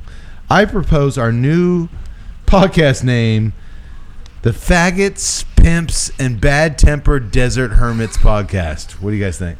I don't think it's gonna fly. No. No. Can they crack down on that? I'm fairly I'm certain sure they they will. find a problem with They'll that. find a reason. I'm just saying that Some that- bad-tempered hermit out there is like, I'm offended by this. I'm just saying that URL might be a little long to type. Faggots. What was it? Tuesday Night Go to Cigar Club, www.faggotspimpsandbadtemperhermits.com. Deserthermits.com. See, people are going. Yeah, people are going. All right. It was still the best line in the movie. Would have been. We then pan down to see that Shotgun Jones has his shotgun, imagine that, pressed against the man's crotch. Ian Jones, what the hell brings you to your ugly kisser to Madman's desert hideaway? Turns out they're old friends. They hug. He's here to ask his buddy Sam to help him to find a way to break into the Mexican fortress hiding Rocker. But you're a cop. You can't go storming into Mexico. I used to carry a badge. Now I carry this, Jones says, holding up his shotgun. Shotgun Jones. Shotgun Jones. Shotgun Jones. I used to carry a badge. Now I carry these acting lessons. No, I kind of wish you. It's all blurry. they didn't print it out right. Have you not seen the Bendix report? Oh, God. Show the camera. Sam loves it. And they decide that first they need to consume lots of beer. Of course. I can get on board with that.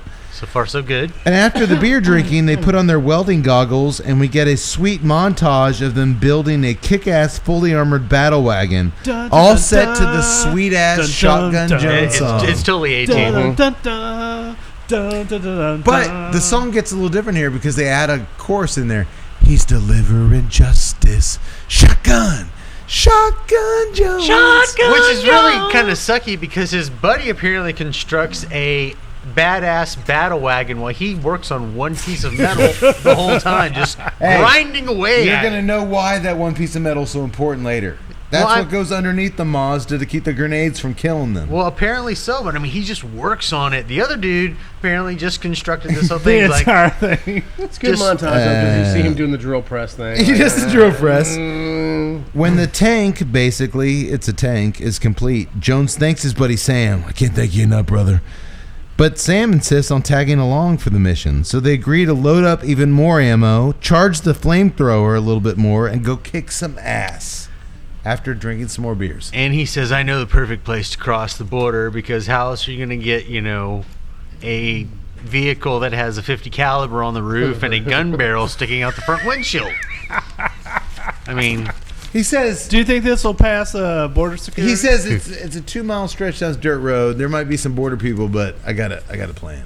But that's the 80s. We really didn't care about illegal border That's true. crossings at that That's true. time. So, it was fun. It was the 80s. dude, It they was do a good the- time. You they can do go, the- they do you the- can go to right. Mexico without getting accosted. Dude, they do the slap hands up and down. Rock and roll, Jones says. Hoochie Coo, Sam says. Now that's a good rock song. Rock and roll Hoochie Coo. Yeah. Rick Derringer? Rick Derringer. I never liked that song. Why not? I don't know. It just sounded kind of corny. I thought it was kind of a fun I hanging enjoyed out at the it. beach, drinking some beer song. I'm sorry. Once I heard Mean Gene Okerlund sing it, it was just over. I never heard that version. I don't want- WWE soundtrack #1. Tut, this happens occasionally. I just want to ask, just for compliance, we've been drinking a lot tonight. Are you recording audio? Yes. Okay. Camera's rolling? Yes. Okay. Just want to make sure. Are you just saying yes because? Yes! Yes. Peaked in the 70s, your shows. Technically rolling, sir.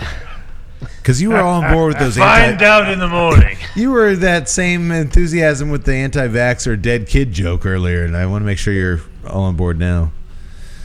I'll never do a monologue again. I'm so sorry That was about horrible. that. That really backfired. That's my- horrible. I say that every show. I'm never going to do that again. Yeah, I make. And you find something worse. Hey, you know what? I make a lot of mistakes, but you know what? Yax is right. I always find a way to bounce back and do something worse. Never learn from your mistakes. The Anna Jones, you see. Never learn from your It's the yellow jaundice. It's the yellow jaundice. It was not a joke about the dead kid. It was a joke about the chicks on Facebook who think they know more than doctors. That was the joke. Came across as a dead kid joke. All right. Well, you win some, you lose some. Hey, real quick, I'm done with my cigar. Are you guys done with yours? I'm Yes. close. I'm close. I enjoyed it. It Very had a much so. really creamy coffee cream, earthiness. Very little in retro, but great construction. Do you guys want to guess price point at this point? $8.25. $8.25. I'm going more than that. I'm gonna go $10.50. $10.50 son for of the a Brick bitch. House Maduro Toro. I'm gonna go $8.50, I'm going to $10.50. go 1051. Oh, you bastard. No, I'm going to go 11 because this is they're redoing something. They bring from, back a classic brand with a new twist. 11, $10.50. What'd you say? $8.25. $8.25. I'm going $7. $7. All over the place. You're all wrong. $6.70. No way. $6.70. great. Wrong Value. is $7. I'm not all wrong. No, he's very right. You're like 30 cents off. You're all wrong. Even you.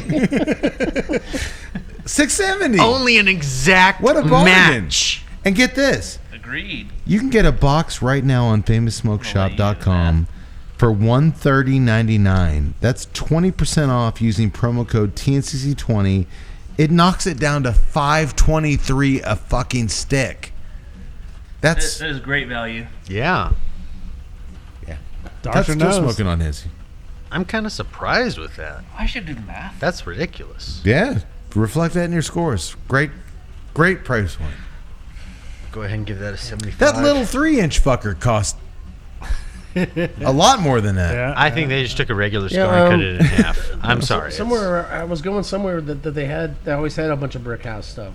Brick House has been around forever, Yeah. but they've reintroduced it, they've reinvigorated it, and this new Maduro is a new twist on it. Okay. But I always thought- the Brick House line has been around for years. Okay. So Years I was and years. thinking. I thought I'd seen it before and not thought it was. I guess what I thought of that I saw that wasn't too much. That's fair because So- it has been around. Yeah, and because it's I've not a high actually dollar. had it before. The original is and not a high dollar. It So wasn't Fritz, anything that impressive. Yeah, and then no, when Fritz I is- spoke of this, I was like, "This is I a lot didn't, more." I than didn't what think it was. that Yeah, I was. didn't think it was a lot of money because I Yeah. don't spend a lot of money on cigars because I don't know enough to go like, all right, I'm gonna buy an expensive stick. So I typically shoot a little lower and hope I get. when you follow a me bargain. home tonight, I'm going to give you a bag of goodies. Yeah. Don't. That It's a trap. That sounded. It's a trap. That Right. sounded bad. That sounds like a way to get the yellow jaundice. That sounds like your a way to big way to get the yellow jaundice. Well, cut to that night at the Mexican Village. I guess there are more guards there, as Rivington requested, but it's mostly just a bunch of drunk Mexican dudes sitting around without guns.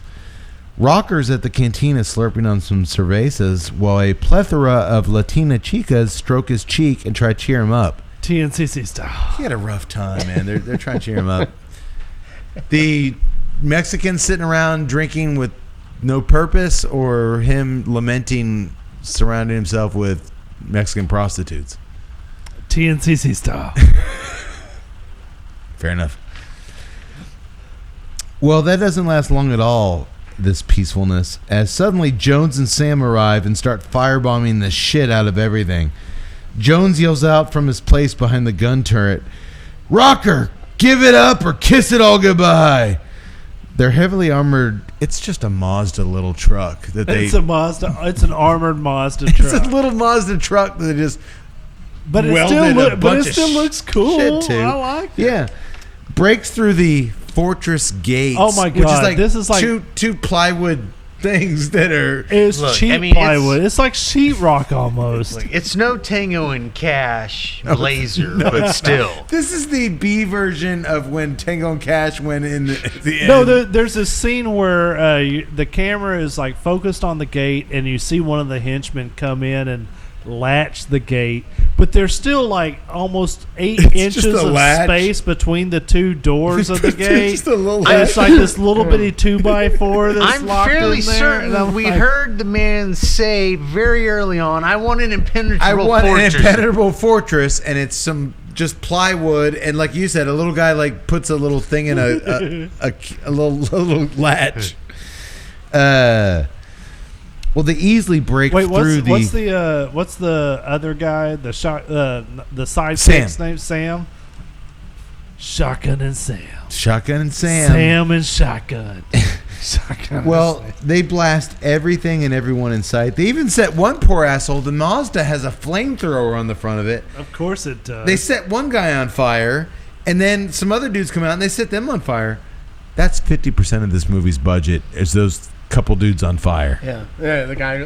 It's like, you know what? We could get another hotel room for some of these scenes. No. We got to set those guys on fire later. Use the same motel room. We're really gonna set them on fire. There's one more budget item in this film that's They're about gonna to come Oh, up. these guys are actually. We're gonna burn them to death. Look, there's some pedejos down there that we don't give a shit about. They called me a pinchy gringo. They're gonna pay for it. Pay. You know how when when you see the shows where they demonstrate the fire suits and stuff. That's what these guys. And they so the guy, it's like this is like a show where we show you how they do the thing on the movie.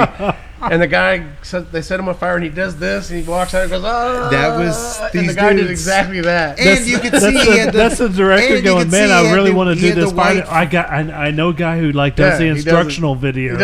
And he had the white fire retardant mask on his face. Like that guy's not Mexican. So he He's was like, just- "Ah." Well, when finally the Mazda's taken out of commission, one of the pinche Gringos? no, Pinche gringos? no, not the gringos, the Mexicanos. The Mexicanos? They finally wise up and they're like, we can just throw a grenade under this thing and it's a Mazda. We can just blow its wheels off. So they blow it up. Jones and Sam start firing on foot. And what do you know? Gun enthusiast / survivalist Sam gets shot immediately and killed. I've been training my whole life. It's not the Shotgun Sam show. It's not Shotgun Sam. But he was clearly out in the desert preparing for World War III. I'm going to be the guy that takes over the government. When the federal government comes in, led by Soros, football soldiers, and lizard people, I will be the one. I've got an arsenal. I can do everything I got to do. And then all of a sudden, Steps out of the car. And that sounds pretty accurate to what's actually that's going to what all happen. these fuckers that are like, yeah, you want to take away my Second Amendment rights? I'll be there waiting with In Birmingham, instantaneous death. In Birmingham, we call that a clearly he Middlesbrough didn't have shampoo. his nutritious health. Michelle supplements. Obama's ding dong is going to come in. It's going to try to wipe us all out. I'm going to be ready with my AR-15. I'm going to be ready with my supplements, my whole grain feed. I'm going to step outside. Oh, Jesus. Dude, he's dead in instant. He's instantly dead. Sounds like someone had an Ipswich breakfast biscuit. He's good. What about a koala burger? That's English, right? No, it's still No. We're still Australian. Fairly Australian. Do the Australians eat koalas? No, they don't. No. They're surly. They are surly. Not the Australians, the koalas. Mel Gibson's really surly, especially towards Jews. But don't look at me. he is, yeah. I was in the bookstore getting a copy of When Tut Gets His Groove Back. Actually, I was Dude, that reading, should be on the marquee. Hot Guns, Deep Throat 2, When Tut Gets His Groove Back. We're still waiting. Well, and then there's 5 Easy Pieces, but that's something else. Of Tut's ass. Okay. So when it's finally just down to Jones and Rocker, a true literal Mexican standoff. By the way, I want to. They're in Mexico, and it's Mexican standoff. a Mexican standoff. I want to take a few moments. I've lit up an auxiliary cigar. An I've smoked auxiliary cigar. Yeah, I've smoked R2 Which was cigar, ours? show cigars. Is that an Arte? That is an acid Cuba de Art. Has acid on it. Arte. Cuba de He's Art. tripping balls Cuba right de now. Arte. It's got an E Will at not the be end. Going to glass tomorrow. And I've heard it both Or ways. if you do, That's from you'll your water find tower. DNA in It's calculus. from my water tower, and that's a sexy smoke profile. On the Dean oh, side. those things That smoke like a smoke just motherfucker. Come up, it just travels up the body of the cigar, the exit out the tail. Yeah. And out of all the acids I've ever had, it's one of the very least acidy cigars. Out of I've all had. the asses you ever had? acid cigars. Oh, sorry. Even more so than the Acid 20. I really like the Arte. He's smoking like a I do like the crazy. Arte. Yeah. And That the looks smoke fun. It's all profile smoking out is the actually a side. work of It's like art. a house on fire. Yeah, it is. Well- Look at it. Yeah, Look I'm at looking it. at it. Well, Rocker crumbles and offers to give up his boss. You know, the guy who runs all of this. Drugs, porno, guns, and he killed your sister. Jones tells him, talk. By the way, that's the same thing I said to the highway patrol on the way here tonight. By the way, Go give Kate up. I'll give it- He's into Have we- drugs. He fucked your sister. He's into everything. He's into everything. He's in everything. I was going 4 miles over the speed limit. Look, Just dude, it's a speeding ticket. Just Kane's give him in money. everything. Kane's into everything. He's got the yellow jaundice. He's fucking. He's dealing smudge. He's dealing ice out of the fucking pub. Look, Matt Cade was knee deep in Michelle Obama's ding dong way He and before. Cody are going to Nicaragua He's to got the bring drugs jaundice. back. He's got the yellow fever. He's got the God. typhoid. He's got the dang from the mosquitoes. Fritz and I are going undercover to try and nail these bastards. Come on. He's like, I was just pulling you over going 68 and 65. These guys are pieces of shit. by the way, have we already gotten past the zipline artist? No, that. Oh yeah, I think we At did. this point, we've gone past I anyone think you who were was an taking a artist. whiz when during this whole battle. There is some Mexican drug guy who chooses to take a zip line down.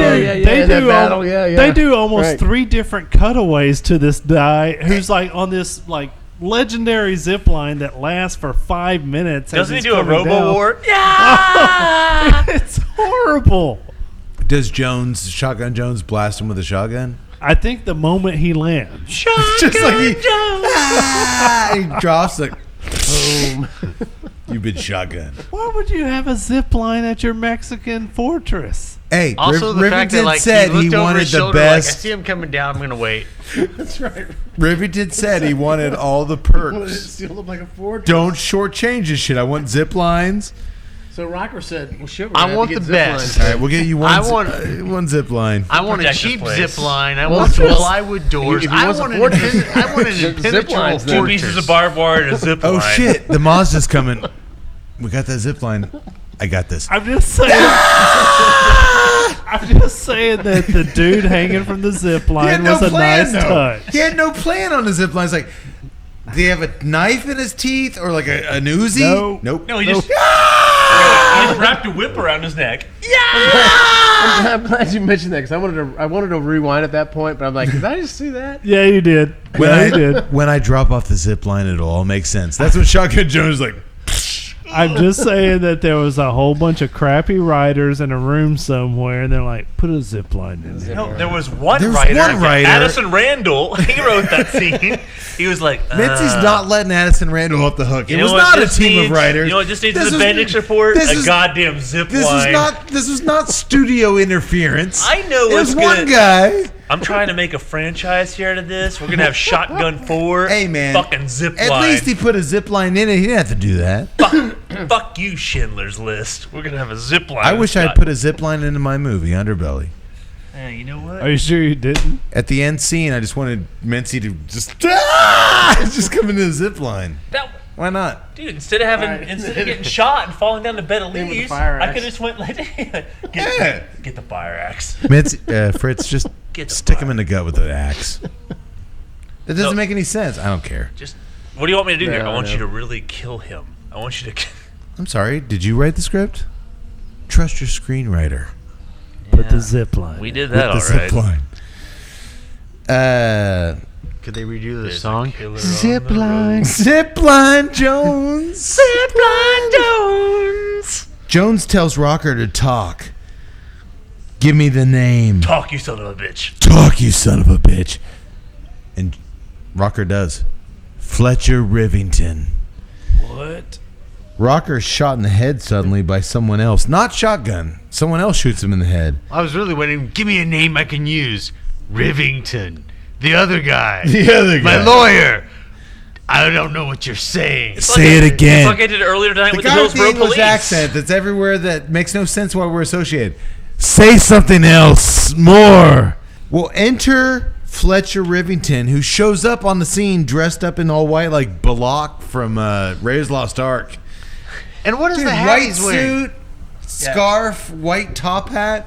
Was it Balak? Yeah, it was or Belloc. Belloc? Yeah. He looks just like that dude. The hat included. Those weren't people, Jones. They were hookers. Hey, my English accent's getting a little better. Not really. That's what they were there for. They're already ruined.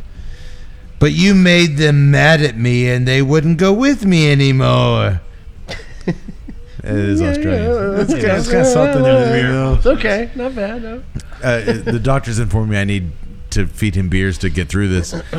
I've been sniffing these shot glasses for the last 45 minutes. Shotgun Jones steps out in the open. You're filth, Rivington. You are the worst kind of filth, and I'm going to wash you away. How, matey? This is Mexico. There are no acting lessons down here. I'm the power here. You take me in, and I'll be out in no time at all. I'm the power here. You'll listen to me from this point forward. I still have the money by Crocky and the power and the influence it can buy, especially in Mexico. I'm one of the most powerful defense attorneys in the country. I know all the tricks. You're a cop. I can't lose. You're a broke dingo's dongo. You've got nothing. Yes, you can, says Shotgun Jones right before he shoots Remington in the chest with his shotgun. Shotgun Jones. Shotgun.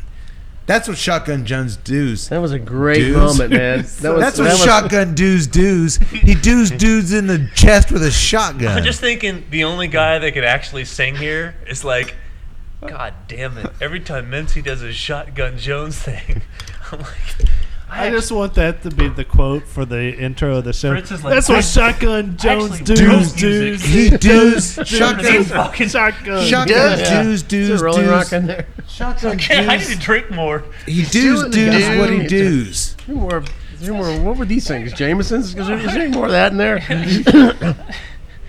Hey, it's like those Mountain Dew No, commercials. hey, you know what? I love You got how do the do's.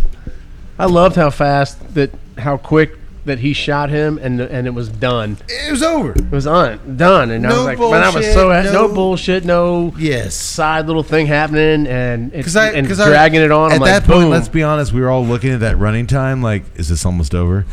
And it was Oh, like, I started oh doing wait, that. 2 minutes. I yeah, started that's doing that over. 7 Oh, minutes man, in. yeah. It's like, We all had our eye on it to a certain extent. No, he does what Shotgun Jones does. so my last girlfriend said to me, Nancy, I've been looking at the running time since very early. Let's wrap this up. I'm just gonna close my eyes and How is that guy Started doing? looking I'm at the gonna running file time. I'm gonna file the Bendix report. As soon as it started, I started looking at the running I started time. looking at the running time and was hoping this would be over soon. Yeah, All right. Jimmy, if you could do me a favor and just go ahead and file that Bendix report, it'd be great. I've got 2 pages of it right here. Back in L.A., we were at Police HQ for in the LA. Oh, sorry. 50th time. As a fully recovered Billings, he's fine. He was shot in the chest. He's zipping around. I thought he was dead. Did anybody else think he was Dude, dead? He was shot in the heart. He's great. He's back on the job. He's That would have great. made more Much like sense if, the hooker partner who was dead. beat within an inch of her life with the crack ribs and cracked jaws, she's up and running. So is Billings. Tut has a division test. He can't make the podcast for 2 weeks. This guy gets shot in the chest. He's back on the job the next day. I don't have the. Just saying. I don't have the Division is very fortunate. difficult. I don't went to have the the hospital and fortunate they patched ability me up. of these screenwriters writing my life. And then I had a very Hey, I'll work on that.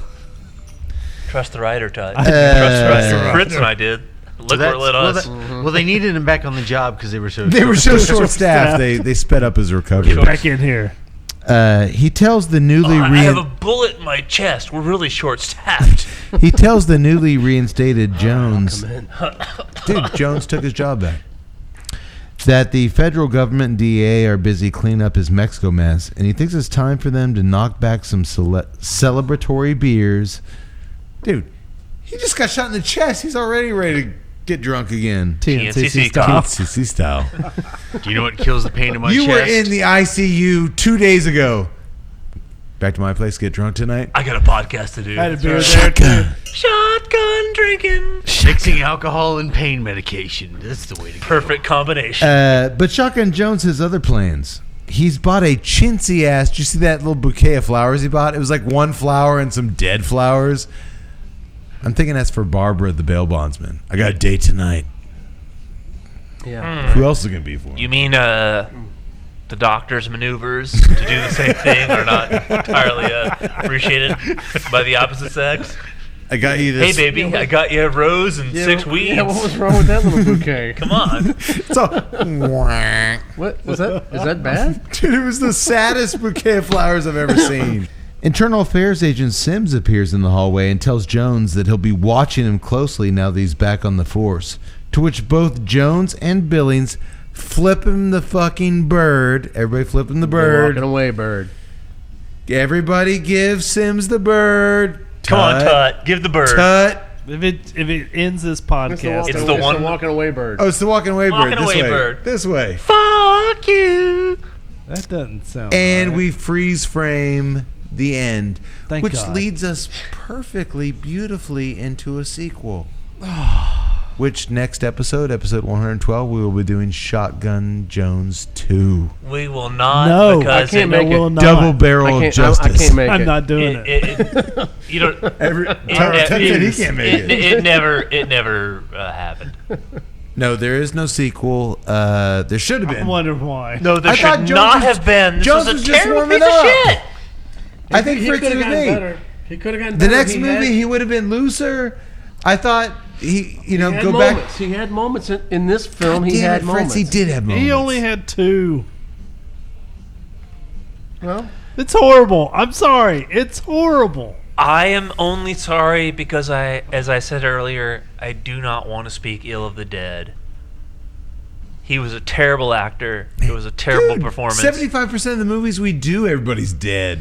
I'll say this. Don't. Oh God! There's- Underbelly on her next week. No, but These actors are I'm dead. just saying we do a lot of dated movies.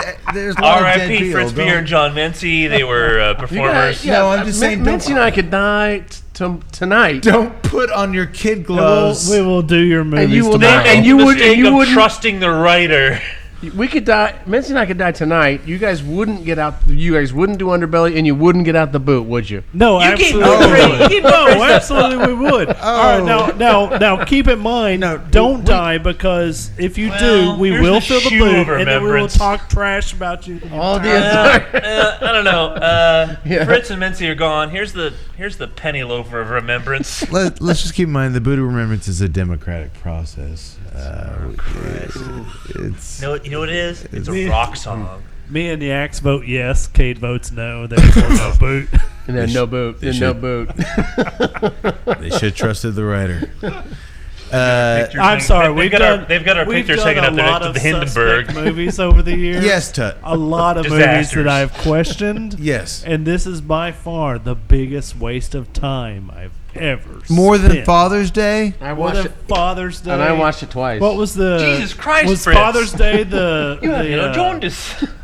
Well, I do have the yellow Jones. Father's Day, where the guy was going around butt raping all the fathers. Yeah. And you were like, "This is the worst thing I've ever seen in my life. How dare you show me this movie?" Oh, it's not a privy to that podcast. Okay, so that was the worst thing I've seen in my life. This was like the most waste of time I've seen in my life. I disagree. This was some guys trying to make a cop movie, and they did the best they could with the resources available to them at the time. Because And- apparently they had no resources. We've got a hotel room. They had a couple. And They had 2 locations. I've got a club We've for got 30 minutes. We've got a kick-ass Mazda. They've had enough resources to make a kick-ass Mazda. And They should have spent that money on some actors. No, this was some really creative guys that were just doing the best they could with what they had, and I respect that. Look, our Spark budget is just way too much. You know what? To put this in Fritz's world, this is a garage band that they may not have the best original songs, but they've got some. They're not just doing covers. Disagree. Disagree. They've cooked up some original songs. Disagree. And yeah, they're not a great band. And yeah, they're not going to headline. And yeah, they're probably going to just play shitty little clubs in Sandusky, Ohio. But they're still trying. Disagree. There's enough passion with some of those bands to where even if they're not that talented, you can see something there. You can see a spark there. I saw Sparks. This I saw was Sparks. I saw some Sparks. I saw some Sparks. I saw Sparks. I saw a few. I Yeah. did not. When he was grinding away on that metal, nothing but sparks. Not the welding I think when you- Sparks. Not the welding Yeah, Sparks. You son of a Yeah, when they bitch. were doing the montage scene, yeah, there were some Sparks, all right. Cade No. has spoken very eloquently, and I always appreciate his opinion. And since he does the most research out of all of us for our shows, we must respect that research and thank him for doing so. However, I spent 3 days preparing He does this have show. the yellow jaundice. I 3 fucking days preparing this I fucking must show. respectfully disagree. And Again, that's hating welcome. to speak ill of the dead. That's welcome. Respect to you for your research. This was one of the worst motion pictures I've ever seen, and that says a lot. Yeah, it does, especially on this Yeah, 'cause podcast. you've seen some crap. I have seen some crap. I have seen myself on film. I have seen some shit. This is one of the worst movies I've ever seen. I hate to speak ill of the dead, but Mr. Chapin's performance, he was one of the... I can't even call it a performance. I'm sorry. I hope you are resting peacefully with the Lord and your deceased forebears. It was one of the worst acting performances I've ever seen in my life. I could not get behind the so bad it's good thing Sounds that like I've seen in somebody's other got the films. Hershey squirts. Mincy, did This you, almost did gave you me the watch Hershey our squirt. did you watch our Anna Nicole Smith special? Tut, once again, we all have drinking problems. I was present at the Anna Nicole Smith Double podcast. I was there for those shows. I commented on them vociferously. I'm just saying there's a lot of similarities I was- between Anna Nicole Smith Okay, and this dude. no. Except he didn't have RoboWar. huge knockers, RoboWar. He was Anna Nicole without knockers. Okay. which is horrible. Both the Anna Nicole Well, which movies is were unforgivable. Schindler's List compared to this. This was a horrible motion picture. I know what they were trying to do. So wrong. They were trying to create a franchise. Let's do a cheap buddy 80s cop movie. This is a thing. They failed miserably. It was a horrible movie. As I've said, the screenwriting did not do any of the performers any favors. No, However, the screenwriter was horrible. The greatest screenplay of all time would not have done them any favors. Horrible movie, horrible performances. I snickered once or twice. That was it. I couldn't get behind the so bad it's good, the Hershey squirts lines and the stuff that makes you laugh. Team Doctor. I couldn't get behind it. It was awful. Normally, Cade, you and I are in a lot of agreement on this, but in this case, sounds like me and Tut are on the same team on this one. Team Doctor. But you know what? I want to say one final thing. It's nice to live in a society, and maybe we're in the last perilous stages of it, where we can all respectfully, because I do respect you for what you've done, we can respectfully disagree. I've done a lot here. Before we turn into a bunch of homogenized, colorless, genderless drones who all agree on everything and everybody's great at everything. This was a piece of shit. I've done a lot here, and This was a piece of shit. Dr. End Scene. I got the Bendix support for you right here. It's got the yellow jaundice. Well, I think Fritz and I have a counterpoint to you boys. And I got growled into that, didn't I? Yeah, you did. you asked for it. Fritz's team shotgun. I'm just really happy that I So wasn't really, included. Cody is the tiebreaker. Oh, God. Cody, There you you're go. the There you tiebreaker. go. I'm Total shit, got corralled. not total shit. There's only two answers. No, Total don't pressure shit, him. He can go another total way. shit, or not total shit. You're He- either he- for us or against us. No, that it. You're either with you us can or go you're another against way. us. Do you really want to be against No, he Fritz can't. Beer? Oh wait! Oh, you son of a bitch! Way to turn it around! It's Wait, to, What? He doesn't care about that. be against Fritz? you bastard! He doesn't care about He doesn't care about that. He doesn't care about Fritz. Cody, you're a smart guy. You can Do go you want to another be way. on? You Do you can want to say- be on the team of medicine and mathematics and science? Hey man, you can either side with them or side with me and Fritz. It's up to you. or go another route? I respect that. But the Tuesday Night Cigar Club's final decision on this movie weighs on your shoulders. You're the tiebreaker. No pressure I've been working out my shoulders. Thumbs up or thumbs down? or whatever. Oh. I respect that. He's Switzerland. I respect it. Total neutral. Or is it this? No. Where am I going? Where am I going? Yeah, You have to take a side, man. Oh, I will You have take a to side. Do it. I take no sides. Ah, Do you Jesus. know why? Why? Because this movie, You didn't for watch. about half the time, was fucking phenomenal. No. That's enough. And the other half- That's enough to give it the thumbs up. No, but the other half of the movie was just absolute dog shit. dog shit. I knew he was gonna say dog shit before. So we got a tie. Before he said dog shit, I knew he was gonna say dog shit. Hey, but Not let's do- horse shit, not bullshit, not total. Okay. I knew he was gonna say dog shit. Okay, if we've got And that's the worst kind of shit. If we've got two Got guys, worms and stuff. if we've got two guys that say it's a piece of shit, and two guys are like, no, that's not a total piece of shit, and one guy is halfway in between, not total piece of shit and total piece of shit, I think that kind of tells you something. Nobody's saying this is good. Yeah. You know what, Doctor? I think I can sum this up a little more succinctly and a little more accurately. That hurts my feelings. This movie is not dog shit. And I think the fact that 3 out of 5 Tuesday Night Cigar Club members endorse this movie. That is not accurate statement, sir. Fake news. Fake news. The fucking Beto O'Rourke podcast. You said over you Opens said his over mouth, says a lot of stuff. You said over half of it was fun. It was. It had its moments. Okay. Over half of it was fun. Had its moments. That it half means of it was shit. He said too. Dog shit. He said dog shit. yeah, dog shit, which is the worst kind of shit. Father's Day had more moments than this. If somebody like punched me in the face like you're dog shit, that'd be worse than cow shit, horse shit. Like dog shit is like the worst kind of shit. You know what? I couched it earlier, and I was like, when we were talking about Father's Day at least had that scene where he was boning his sister, and the scene where he was boning his sister is better than any scene in this movie. Dude, that. Oh my god, you gotta revise the Hold up, everybody's pulling out their pencils and notes. Take a note. At least he was boning his sister. Everybody's writing. Even Fritz, who wasn't there, was writing some shit down.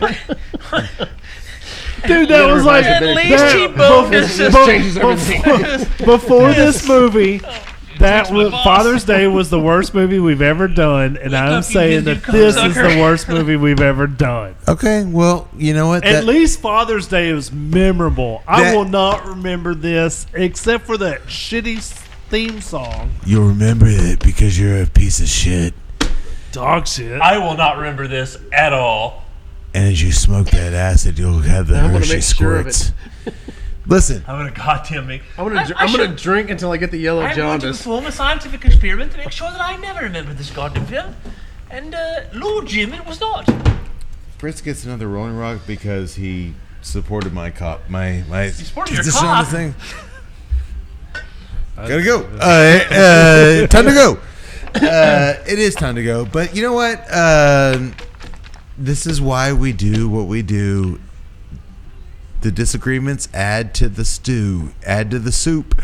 But I will We say stir it this. all up. I will say this. I appreciate the effort. It's tough as fuck to do this shit.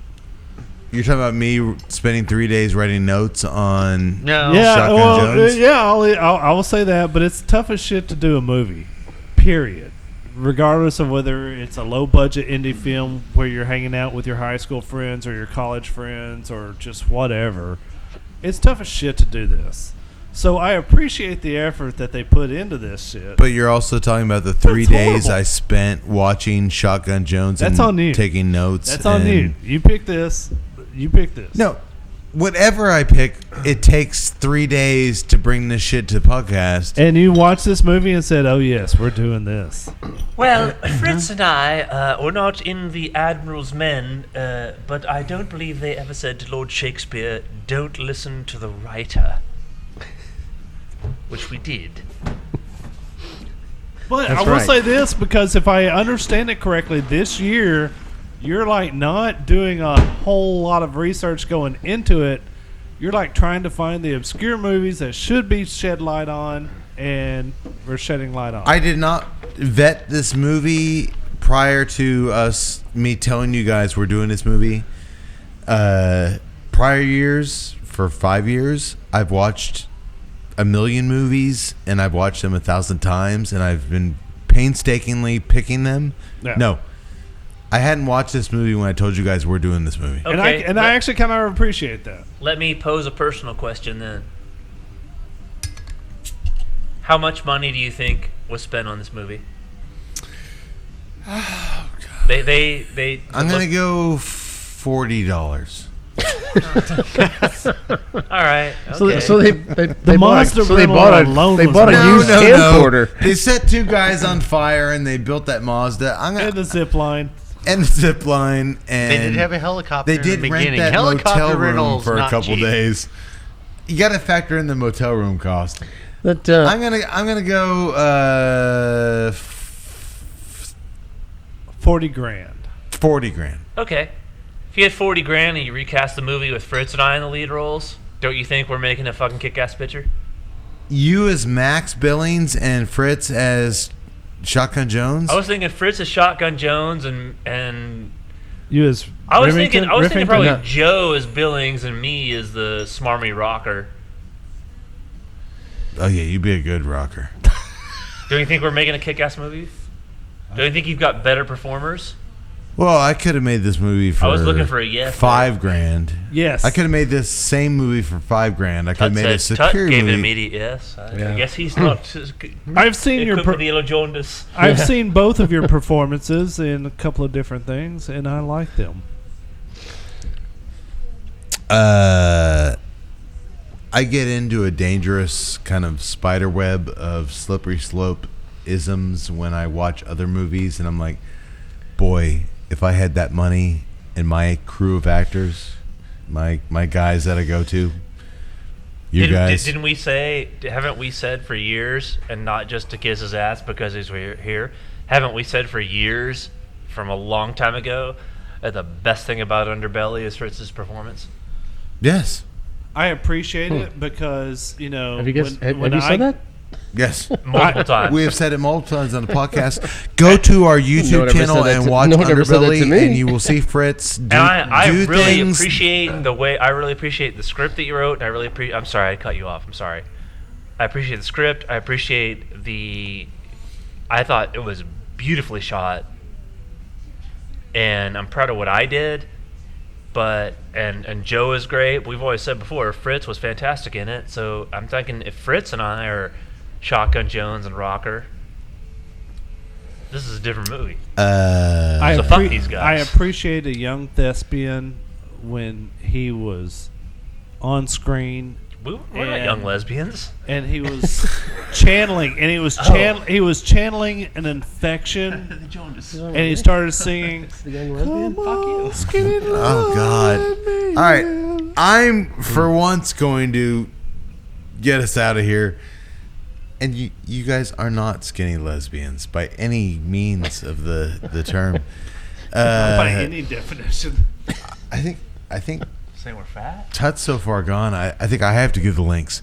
Folks, go to TNCC_podcast. I don't know the links. All right, so Give us links. if you're going to join us on Instagram, see all of our cool little photos at TNCC_podcast. Join us on Facebook, Tuesday Night Cigar Club. Subscribe to us on YouTube. A lot of you have, and we definitely appreciate it. Dude, our Tuesday YouTube Night numbers Cigar are Club. through the roof. Like crazy numbers of YouTube subscribers. I Hit get us- every day in my email, there's like, Yax has been putting some questionable pictures on there. Might have something to do with what that. are you doing? What are you doing?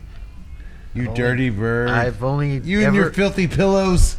We enjoy all of your feedback, whether it's inquiring about the Fritz Beer songs that are on the front end or the back end of our movies, whether you're even talking about, hey, man, you guys dropped the ball on this, or whether you guys are, hey, man, you're too drunk I to do not talk about enjoy any this. negative feedback. Well, Doctor does, but I'm like, any feedback's good feedback. Hit it with it. Twitter? Did you give all the links? At TNCCcast, Instagram? TNCC_podcast, Facebook? Tuesday Night Cigar Club. Can we get the fuck out of here? Yeah. Thank you, everybody. It's been a pleasure to 5 be years. back here 5 years after we started this nonsense at O'Brien's Irish Pub in downtown Temple. Texas. historic I don't know where you're going with it. Temple, Texas. 5 years doing anything is kind of worth celebrating. Oh yeah, absolutely. Somebody wise once said, if you're not willing to put in 5 years, some don't do it. So we've done this for 5 years. I'm not sure who that person was, but all right. So goodbye. We did it. Good. Shut up, liver. We did it, and we're done. So, but you know what? Without key partners, I just want to say this. There is 4 of us that are regularly coming to your ear holes on the podcast. Tut, Yak Boy, me, the doctor. But without Fritz, it's not the Tuesday Night Cigar Club podcast. Hey, it's not as fun. It's more fun with Fritz. But no, I'm just saying, when he's not here, his music is our fuel. We feel it every episode. His music keeps us going. So fritzbeermusic.com is the way to go. Fucking amen to that. And occasionally, once a year, hopefully now that he's here in Texas, back with us, back in the homeland. Yeah, back in the homeland. Until Absolutely. he Thank kicks you, us out Kate. of his bar. We can get him here more, but I just always feel, me personally, I always feel a little bit better and more like me when Fritz is close by. So it was really cool to have Fritz here tonight. Thank you. Hey, man. Thank you. That's until he kicks us out of his bar. Well, no, that will all American cheese? that will all What do you change. think I am, Lorenzo da That'll all Medici? change. That will all change once his bar opens. $4.98. Well, Cade, I love you, but my God, get the fuck out of my bar. Will you please remove Menti from the premises? let's all be yeah, honest. We things- know I that's thought going to these were happen. bottomless French fries. Things are going to get messy at the Bon Air, and I'm so sorry about that in advance. Daniel Marshall, Jonathan Drew, Drew Estate. Go ahead, JC Newman. Thank you for coming on board. The Amazon fucking links, FamousSmokeShop.com. 5 years, we couldn't have done it without you. Actually, I'm okay with Tut cutting me off there. You thank the big dudes. Thank you, Jonathan Drew. Thank you, Skip Martin from Romacraft. Thank you for Daniel Marshall. All the big leagues in the industry who support us for 5 years. It's been an awesome ride. Thank you to everybody who's subscribed to us. Thank you to Abdul Muhammad from Saudi Arabia. Thank you. We don't need to thank all the individual YouTube subscribers. Oh, okay. Sorry. Which I think is also going to play into why we're not allowed at Fritz's bar at some point. I think it's all going to play together at some point. It makes sense. God damn it. I've known this guy for almost 20 years now, and it's just going to blow up my face. The way it was meant to be. I should blow up in your face. Sorry. Thank you, folks.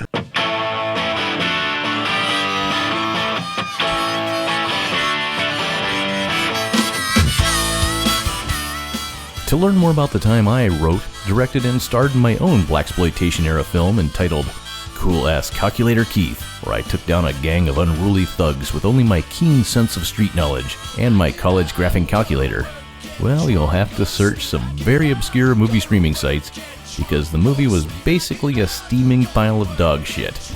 A rare artistic miss from your old buddy Keith A. Howell. But at least I can admit it, so suck on that, Eli Roth. And, in the meantime, to learn more about the cigars and other libations enjoyed on tonight's episode, you can visit viajecigars.com, famoussmokeshop.com, and sierranevada.com. For more on O'Brien's Irish Pub, the live music leader in Central Texas, please visit o'brienstemple.com and download their free smartphone app, where you'll find full beer listings including over 40 on tap, menu information, and a calendar of upcoming live events. To listen and purchase music heard on tonight's program, check out www.fritzbeermusic.com. Thank you for listening to the Tuesday Night Cigar Club podcast. This is Keith A. Howell saying until next time, friends, unless we see you sooner at the pub. So keep it smoky, and for God's sake, keep it ballsy as well.